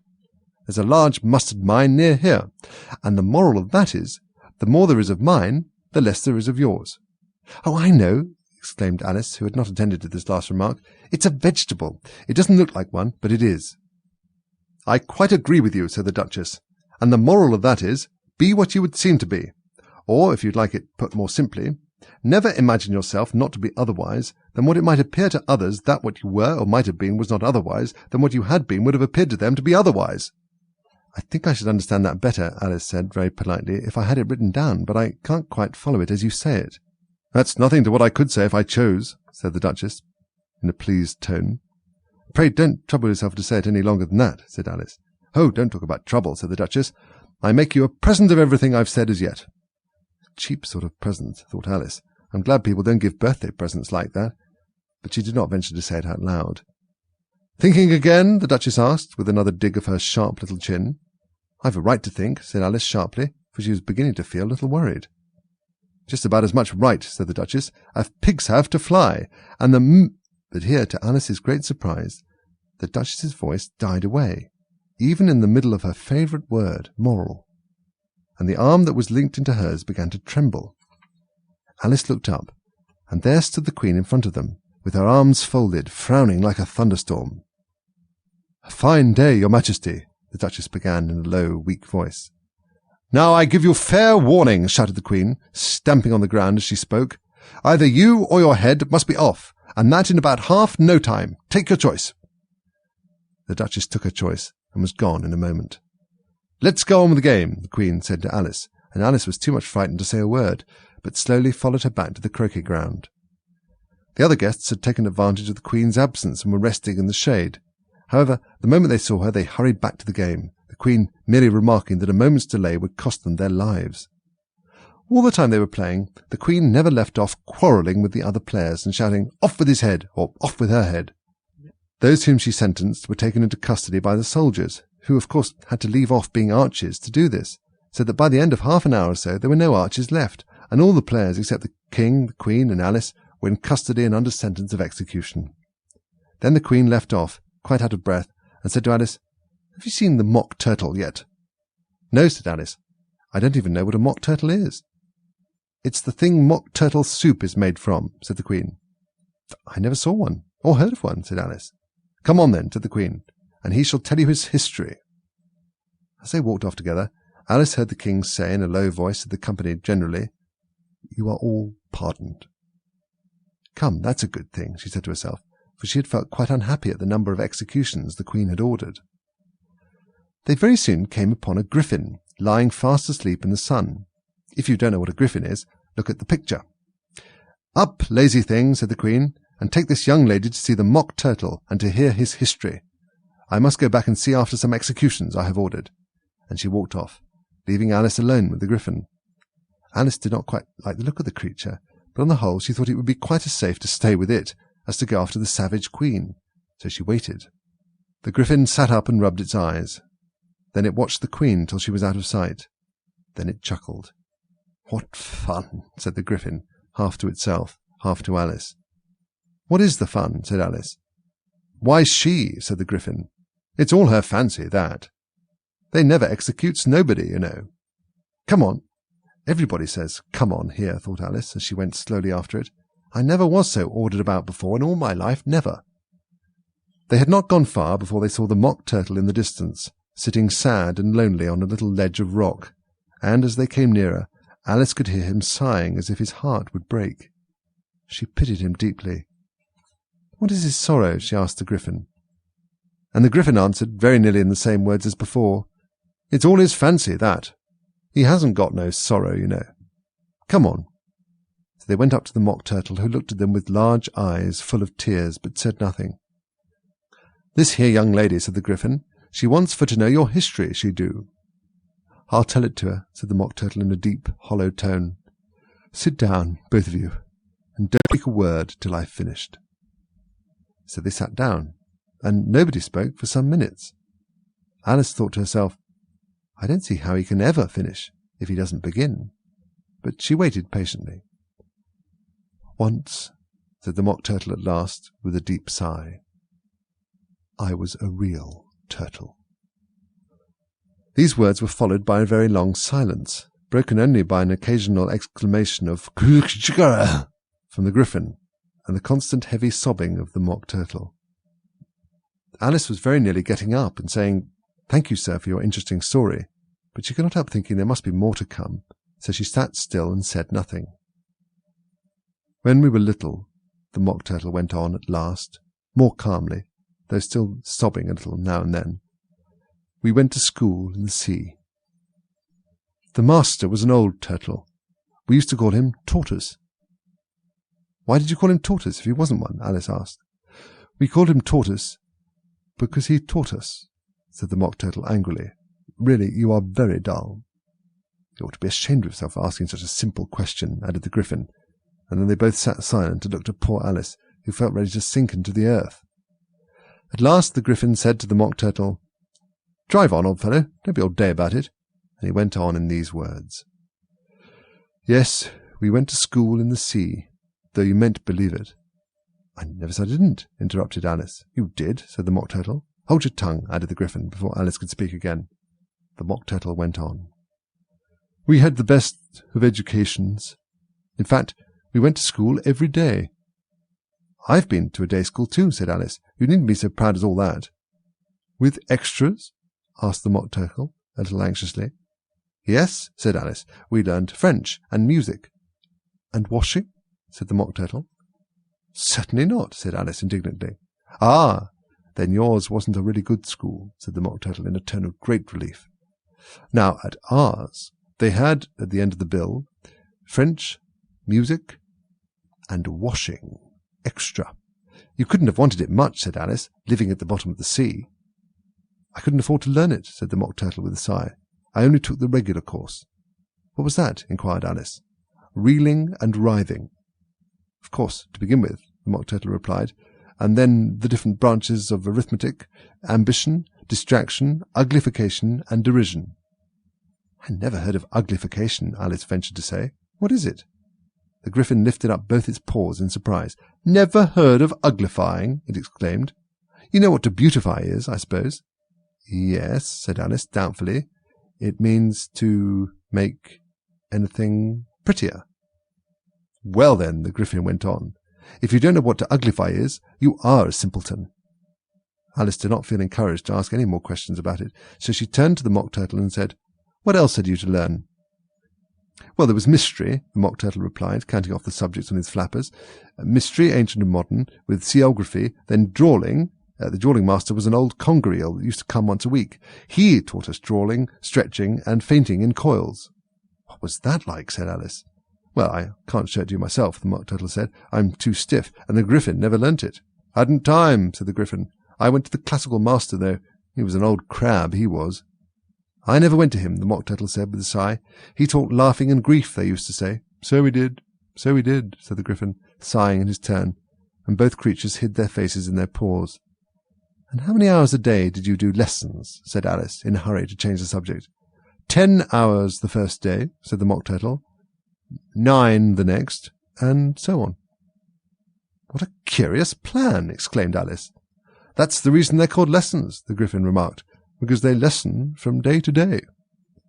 This was quite a new idea to Alice, and she thought it over a little before she made her next remark. "Then the 11th day must have been a holiday."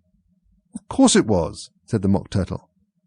"And how did you manage on the 12th?" Alice went on eagerly. "That's enough about lessons," the Gryphon interrupted in a very decided tone. "Tell her something about the games now."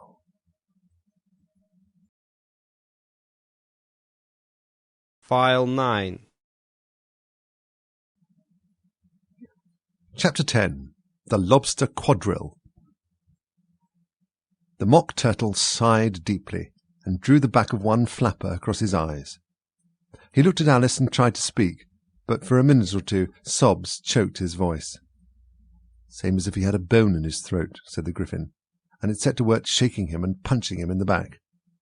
At last the Mock Turtle recovered his voice, and with tears running down his cheeks he went on again. "You may not have lived much under the sea." "I haven't," said Alice. "And perhaps you were never even introduced to a lobster." Alice began to say, "I once tasted," but checked herself hastily and said, "No, never." "So you can have no idea what a delightful thing a lobster quadrille is." "No, indeed," said Alice. "What sort of a dance is it?" "Why," said the Gryphon, "you first form into a line along the seashore." "2 lines," cried the Mock Turtle. "Seals, turtles, salmon, and so on. Then, when you've cleared all the jellyfish out of the way—" "That generally takes some time," interrupted the Gryphon. "You advance twice, each with a lobster as a partner," cried the Gryphon. "Of course," the Mock Turtle said. "Advance twice, set to partners, change lobsters, and retire in the same order," continued the Gryphon. "Then you know," the Mock Turtle went on, "you throw the lobsters," shouted the Gryphon with a bound into the air, "as far out to sea as you can. Swim after them," screamed the Gryphon. "Turn a somersault in the sea," cried the Mock Turtle, capering wildly about. "Change lobsters again," yelled the Gryphon at the top of his voice. "Back to land again, and—" "That's all the first figure," said the Mock Turtle, suddenly dropping his voice, and the 2 creatures, who had been jumping about like mad things all this time, sat down again very sadly and quietly and looked at Alice. "Must be a very pretty dance," said Alice timidly. "Would you like to see a little of it?" said the Mock Turtle. "Very much indeed," said Alice. "Come, let's try the first figure," said the Mock Turtle to the Gryphon. "We can do it without lobsters, you know." "Which shall sing?" "Oh, you sing," said the Gryphon. "I've forgotten the words." So they began solemnly dancing round and round Alice, every now and then treading on her toes when they passed too close, and waving their forepaws to mark the time, while the Mock Turtle sang this, very slowly and sadly. "Will you walk a little faster?" said a whiting to a snail. "There's a porpoise close behind us, and he's treading on my tail. See how eagerly the lobsters and the turtles all advance. They are waiting on the shingle. Will you come and join the dance? Will you, won't you, will you, won't you, will you join the dance? Will you, won't you, will you, won't you join the dance?" You really can have no notion how delightful it will be when they take us up and throw us with the lobsters out to sea. But the snail replied, too far, and gave a look askance. Said he thanked the whiting kindly, but he would not join the dance. Would not, could not, would not, could not, would not join the dance. Would not, could not, would not, could not join the dance. "What matters is how far we go," his scaly friend replied. "There is another shore, you know, upon the other side. The further off from England, the nearer is to France. Then turn not pale, beloved snail, but come and join the dance. Will you, won't you, will you, won't you join the dance? Will you, won't you, will you, won't you join the dance?" "Thank you. It's a very interesting dance to watch," said Alice, feeling very glad that it was over at last. "And I do so like that curious song about the whiting." "Oh, as to the whiting," said the Mock Turtle, you've seen them, of course. Yes, said Alice. I've often seen them at Din— She checked herself hastily. I don't know where Din may be, said the Mock Turtle, but if you've seen them so often, of course you know what they're like. I believe so, Alice replied thoughtfully. They have their tails in their mouths, and they're all over crumbs. You're wrong about the crumbs, said the Mock Turtle. Crumbs would all wash off in the sea. But they have their tails in their mouths, and the reason is— Here the Mock Turtle yawned and shut his eyes. Tell her about the reason and all that, he said to the Gryphon. The reason is, said the Gryphon, that they would go with the lobsters to the dance. So they got thrown out to sea. So they had to fall a long way. So they got their tails fast in their mouths. So they couldn't get them out again. That's all. Thank you, said Alice. It's very interesting. I never knew so much about a whiting before. I can tell you more than that if you like, said the Gryphon. Do you know why it's called a whiting? I never thought about it, said Alice. Why? It does the boots and shoes, the Gryphon replied very solemnly. Alice was thoroughly puzzled. Does the boots and shoes? She repeated in a wondering tone.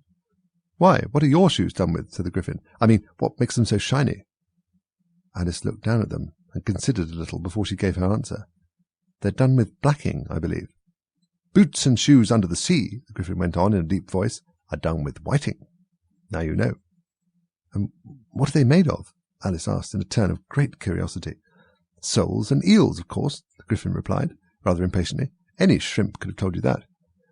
If I'd been the whiting, said Alice, whose thoughts were still running on the song, I'd have said to the porpoise, Keep back, please. We don't want you with us. They were obliged to have them with them, the Mock Turtle said. No wise fish would go anywhere without a porpoise. Wouldn't it really? Said Alice in a tone of great surprise. Of course not, said the Mock Turtle. Why, if a fish came to me and told me he was going on a journey, I should say, With what porpoise? Don't you mean purpose? Said Alice. I mean what I say, the Mock Turtle replied in an offended tone. And the Gryphon added, Come, let's hear some of your adventures. I could tell you my adventures, beginning from this morning, said Alice a little timidly, but it's no use going back to yesterday because I was a different person then. Explain all that, said the Mock Turtle. No, the adventures first, said the Gryphon in an impatient tone. Explanations take such a dreadful time. So Alice began telling them her adventures from the time when she first saw the White Rabbit. She was a little nervous about it just at first. The two creatures got so close to her, one on each side, and opened their eyes and mouths so very wide. But she gained courage as she went on. Her listeners were perfectly quiet till she got to the part about her repeating, You are old, Father William, to the caterpillar, and the words all coming different. And then the Mock Turtle drew a long breath and said, That's very curious. It's all about as curious as it can be, said the Gryphon. It all came different, the Mock Turtle repeated thoughtfully. I should like to hear her try and repeat something now. Tell her to begin. Stand up and repeat, 'Tis the voice of the sluggard, said the Gryphon. How the creatures order one about and make one repeat lessons, thought Alice. I might just as well be at school at once. However, she got up and began to repeat it, but her head was so full of the lobster quadrille that she hardly knew what she was saying, and the words came very queer indeed.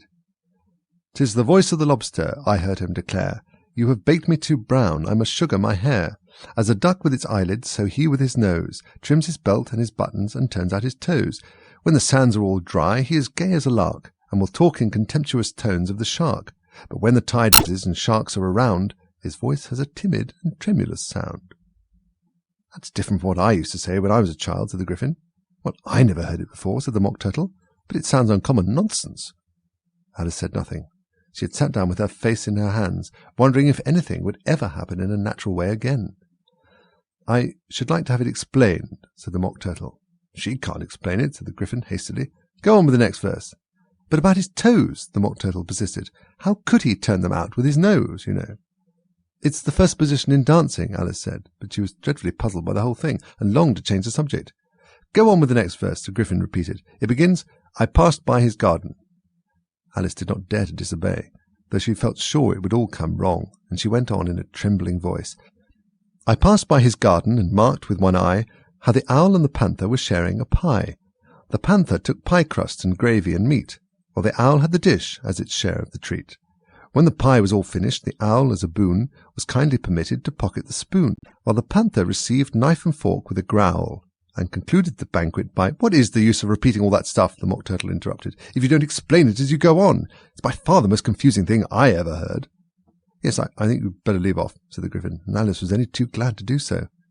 "Shall we try another figure of the lobster quadrille?" the Gryphon went on. "Or would you like the Mock Turtle to sing you another song?" "Oh, a song, please, if the Mock Turtle would be so kind," Alice replied, so eagerly that the Gryphon said in a rather offended tone, No, can't even taste. Sing her turtle soup, will you, old fellow?" The Mock Turtle sighed deeply and began in a voice choked with sobs to sing this. "Beautiful soup, so rich and green, waiting in a hot tureen. Who for such dainties would not stoop? Soup of the evening, beautiful soup. Soup of the evening, beautiful soup. Beautiful soup. Beautiful soup. Soup of the evening, beautiful, beautiful soup. Beautiful soup, who cares for fish, game or any other dish?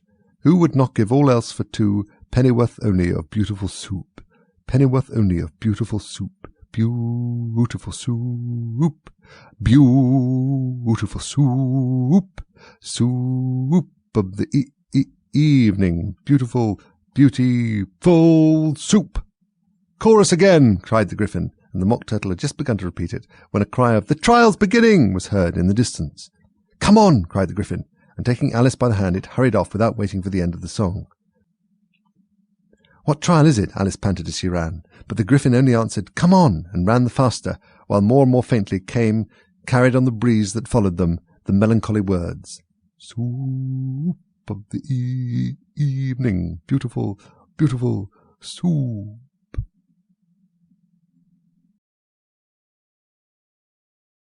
File 10. Chapter 11. Who Stole the Tarts? The King and Queen of Hearts were seated on their throne when they arrived, with a great crowd assembled about them, all sorts of little birds and beasts, as well as the whole pack of cards. The knave was standing in chains, with a soldier on each side to guard him, and near the king was the white rabbit, with a trumpet in one hand and a scroll of parchment in the other. In the very middle of the court was a table, with a large dish of tarts upon it. They looked so good that it made Alice quite hungry to look at them. I wish they'd get the trial done, she thought, and hand round the refreshments. But there seemed to be no chance of this, so she began looking at everything about her to pass away the time. Alice had never been in a court of justice before, but she had read about them in books, and she was quite pleased to find that she knew the name of nearly everything there. "That's the judge," she said to herself, because of his great wig. The judge, by the way, was the king, and as he wore his crown over the wig, he did not look at all comfortable, and it was certainly not becoming. "And that's the jury box," thought Alice, "and those 12 creatures—" She was obliged to say creatures, you see, because some of them were animals and some were birds. "I suppose they are the jurors." She said this last word 2 or 3 times over to herself, being rather proud of it, for she thought, and rightly too, that very few little girls of her age knew the meaning of it at all. However, jurymen would have done just as well. The 12 jurors were all writing very busily on slates. "What are they doing?" Alice whispered to the Gryphon. "They can't have anything to put down yet before the trial's begun." "They're putting down their names," the Gryphon whispered in reply, "for fear they should forget them before the end of the trial." "Stupid things," Alice began in a loud, indignant voice, but she stopped herself hastily, for the white rabbit cried out, "Silence in the court!" and the king put on his spectacles and looked anxiously round to make out who was talking. Alice could see, as well as if she were looking over their shoulders, that all the jurors were writing down stupid things on their slates, and she could even make out that one of them didn't know how to spell stupid, and that he had to ask his neighbour to tell him. "A nice muddle their slates will be in before the trial's over," thought Alice. One of the jurors had a pencil that squeaked. This, of course, Alice could not stand, and she went round the court and got behind him, and very soon found an opportunity of taking it away. She did it so quickly that the poor little juror—it was Bill the lizard—could not make out at all what had become of it. So after hunting all about for it, he was obliged to write with one finger for the rest of the day, and this was of very little use, as it left no mark on the slate. "Herald, read the accusation," said the king. On this, the white rabbit blew 3 blasts on the trumpet, and then unrolled the parchment scroll and read as follows. "The Queen of Hearts, she made some tarts, all on a summer day. The Knave of Hearts, he stole those tarts, and took them quite away." "Consider your verdict," the king said to the jury. "Not yet, not yet," the rabbit hastily interrupted. There's a great deal to come before that. Call the first witness, said the king, and the White Rabbit blew 3 blasts on the trumpet and called out, First witness!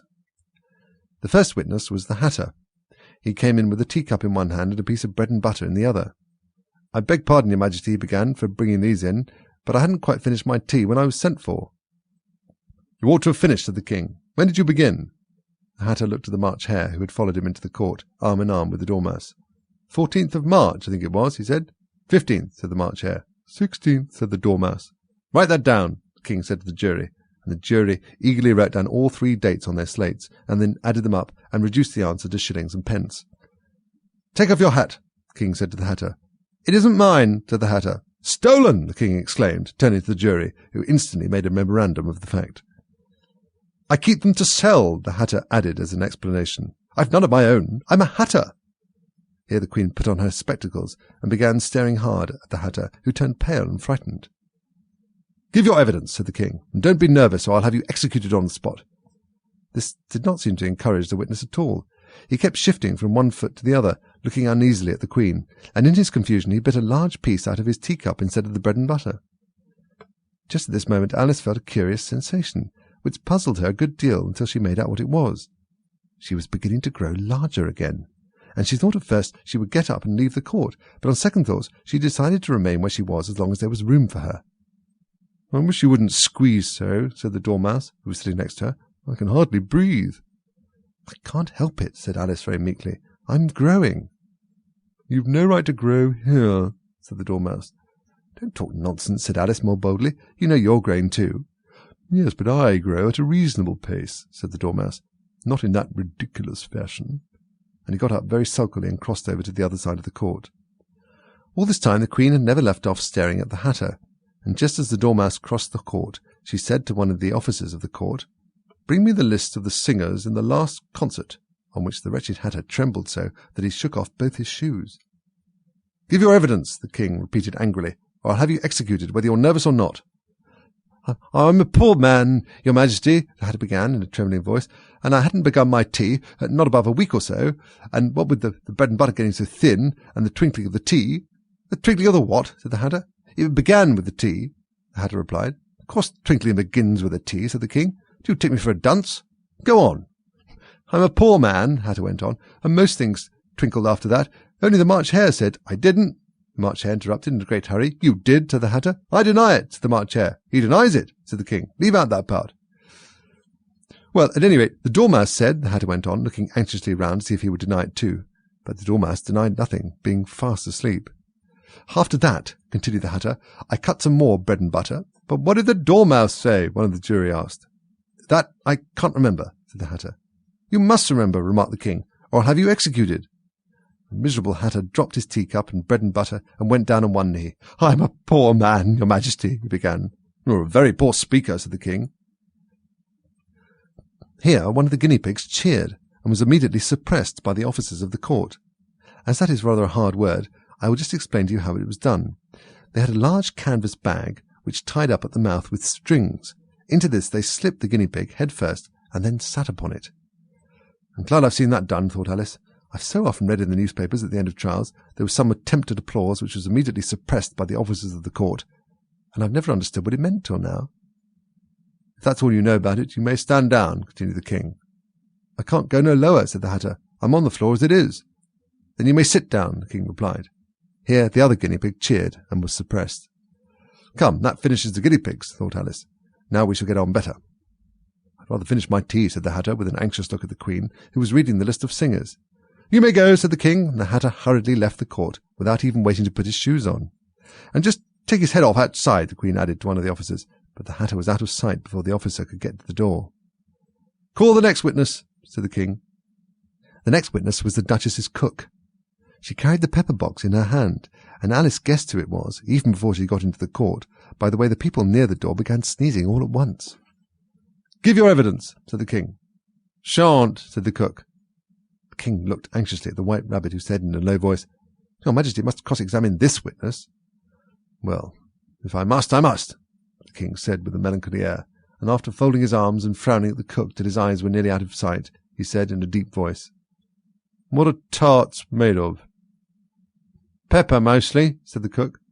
Treacle, said a sleepy voice behind her. Collar that dormouse, the Queen shrieked out. Behead that dormouse. Turn that dormouse out of court. Suppress him. Pinch him. Off with his whiskers.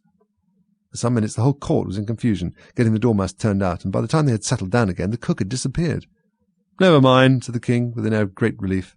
Call the next witness. And he added in an undertone to the Queen, Really, my dear, you must cross-examine the next witness. It quite makes my forehead ache. Alice watched the White Rabbit as he fumbled over the list, feeling very curious to see what the next witness would be like. For they haven't got much evidence yet, she said to herself. Imagine her surprise when the White Rabbit read out at the top of his shrill little voice the name Alice!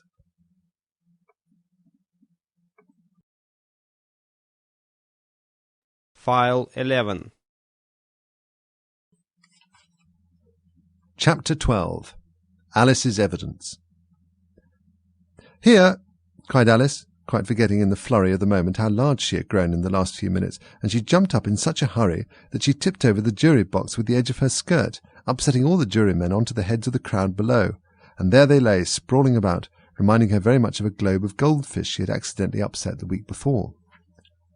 "Oh, I beg your pardon," she exclaimed in a tone of great dismay, and began picking them up again as quickly as she could, for the accident of the goldfish kept running in her head, and she had a vague sort of idea that they must be collected at once and put back in the jury box or they would die. "The trial cannot proceed," said the King in a very grave voice, "until all the jurymen are back in their proper places. All," he repeated with great emphasis, looking hard at Alice as he said so. Alice looked at the jury box and saw that in her haste she had put the lizard in head downwards, and the poor little thing was waving its tail about in a melancholy way, being quite unable to move. She soon got it out again and put it right. "Not that it signifies much," she said to herself. "I should think it would be quite as much use in the trial one way up as the other."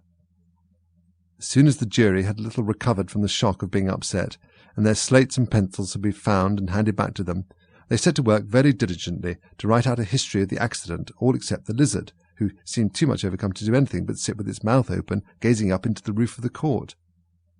"What do you know about this business?" the King said to Alice. "Nothing," said Alice. "Nothing whatever?" persisted the King.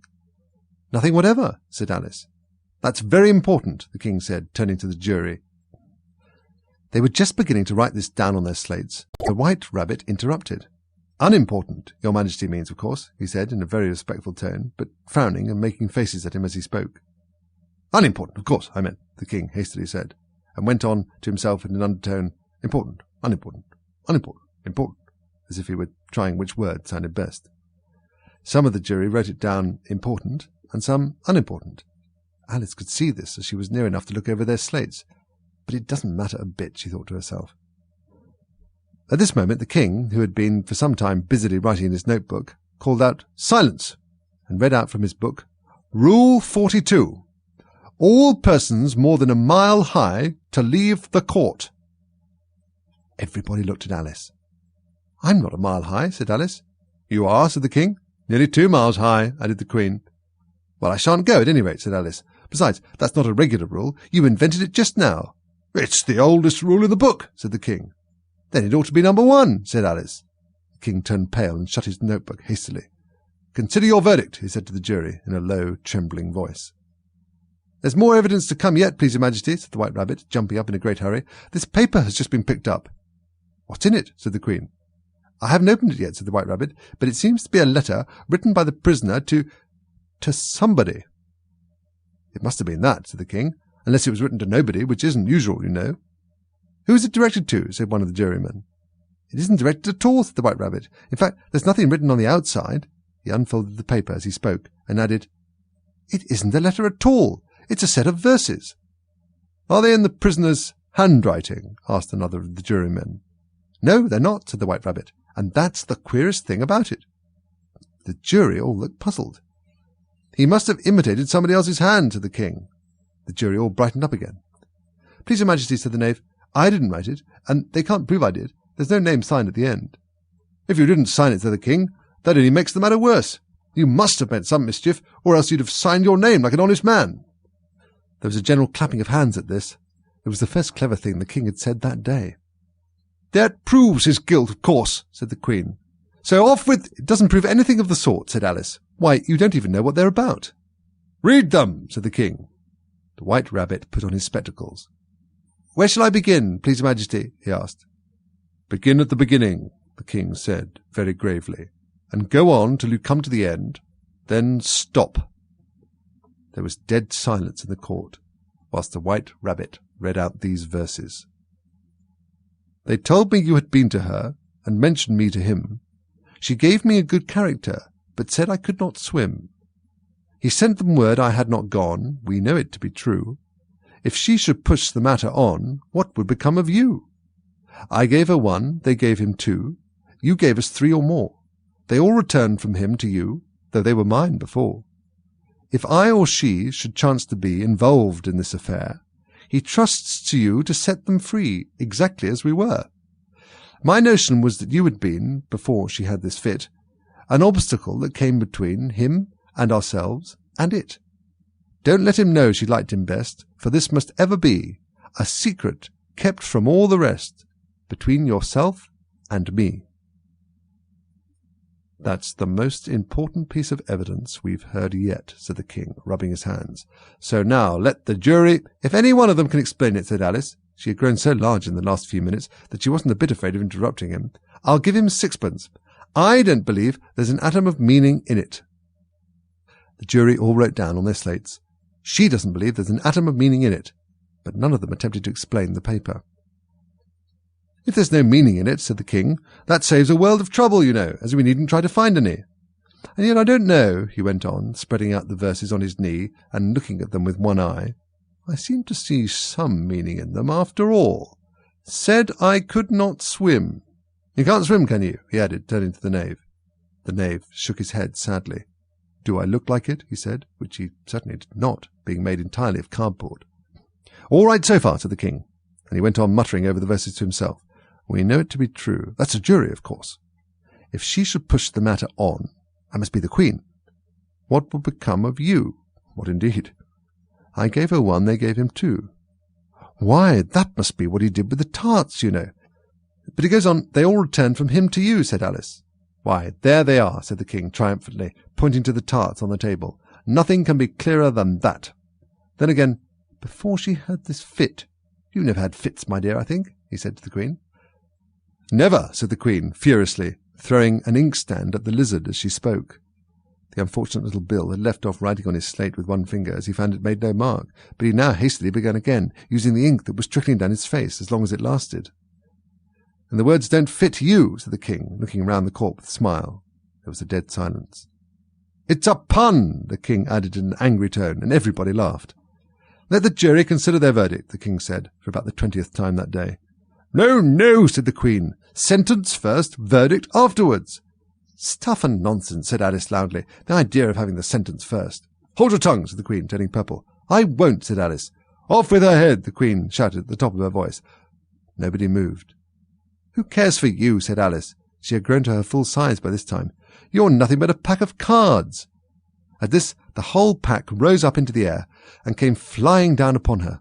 She gave a little scream, half of fright and half of anger, and tried to beat them off, and found herself lying on the bank with her head in the lap of her sister, who was gently brushing away some dead leaves that had fluttered down from the trees upon her face. "Wake up, Alice, dear," said her sister. "Why, what a long sleep you've had." "Oh, I've had such a curious dream," said Alice. And she told her sister, as well as she could remember them, all these strange adventures of hers that you have just been reading about. And when she had finished, her sister kissed her and said, "It was a curious dream, dear, certainly. But now run into your tea. It's getting late." So Alice got up and ran off, thinking while she ran, as well she might, what a wonderful dream it had been. But her sister sat still just as she left her, leaning her head on her hand, watching the setting sun, and thinking of little Alice and all her wonderful adventures, till she too began dreaming after a fashion. And this was her dream. First she dreamed about little Alice herself. Once again the tiny hands were clasped upon her knee, and the bright, eager eyes were looking up into hers.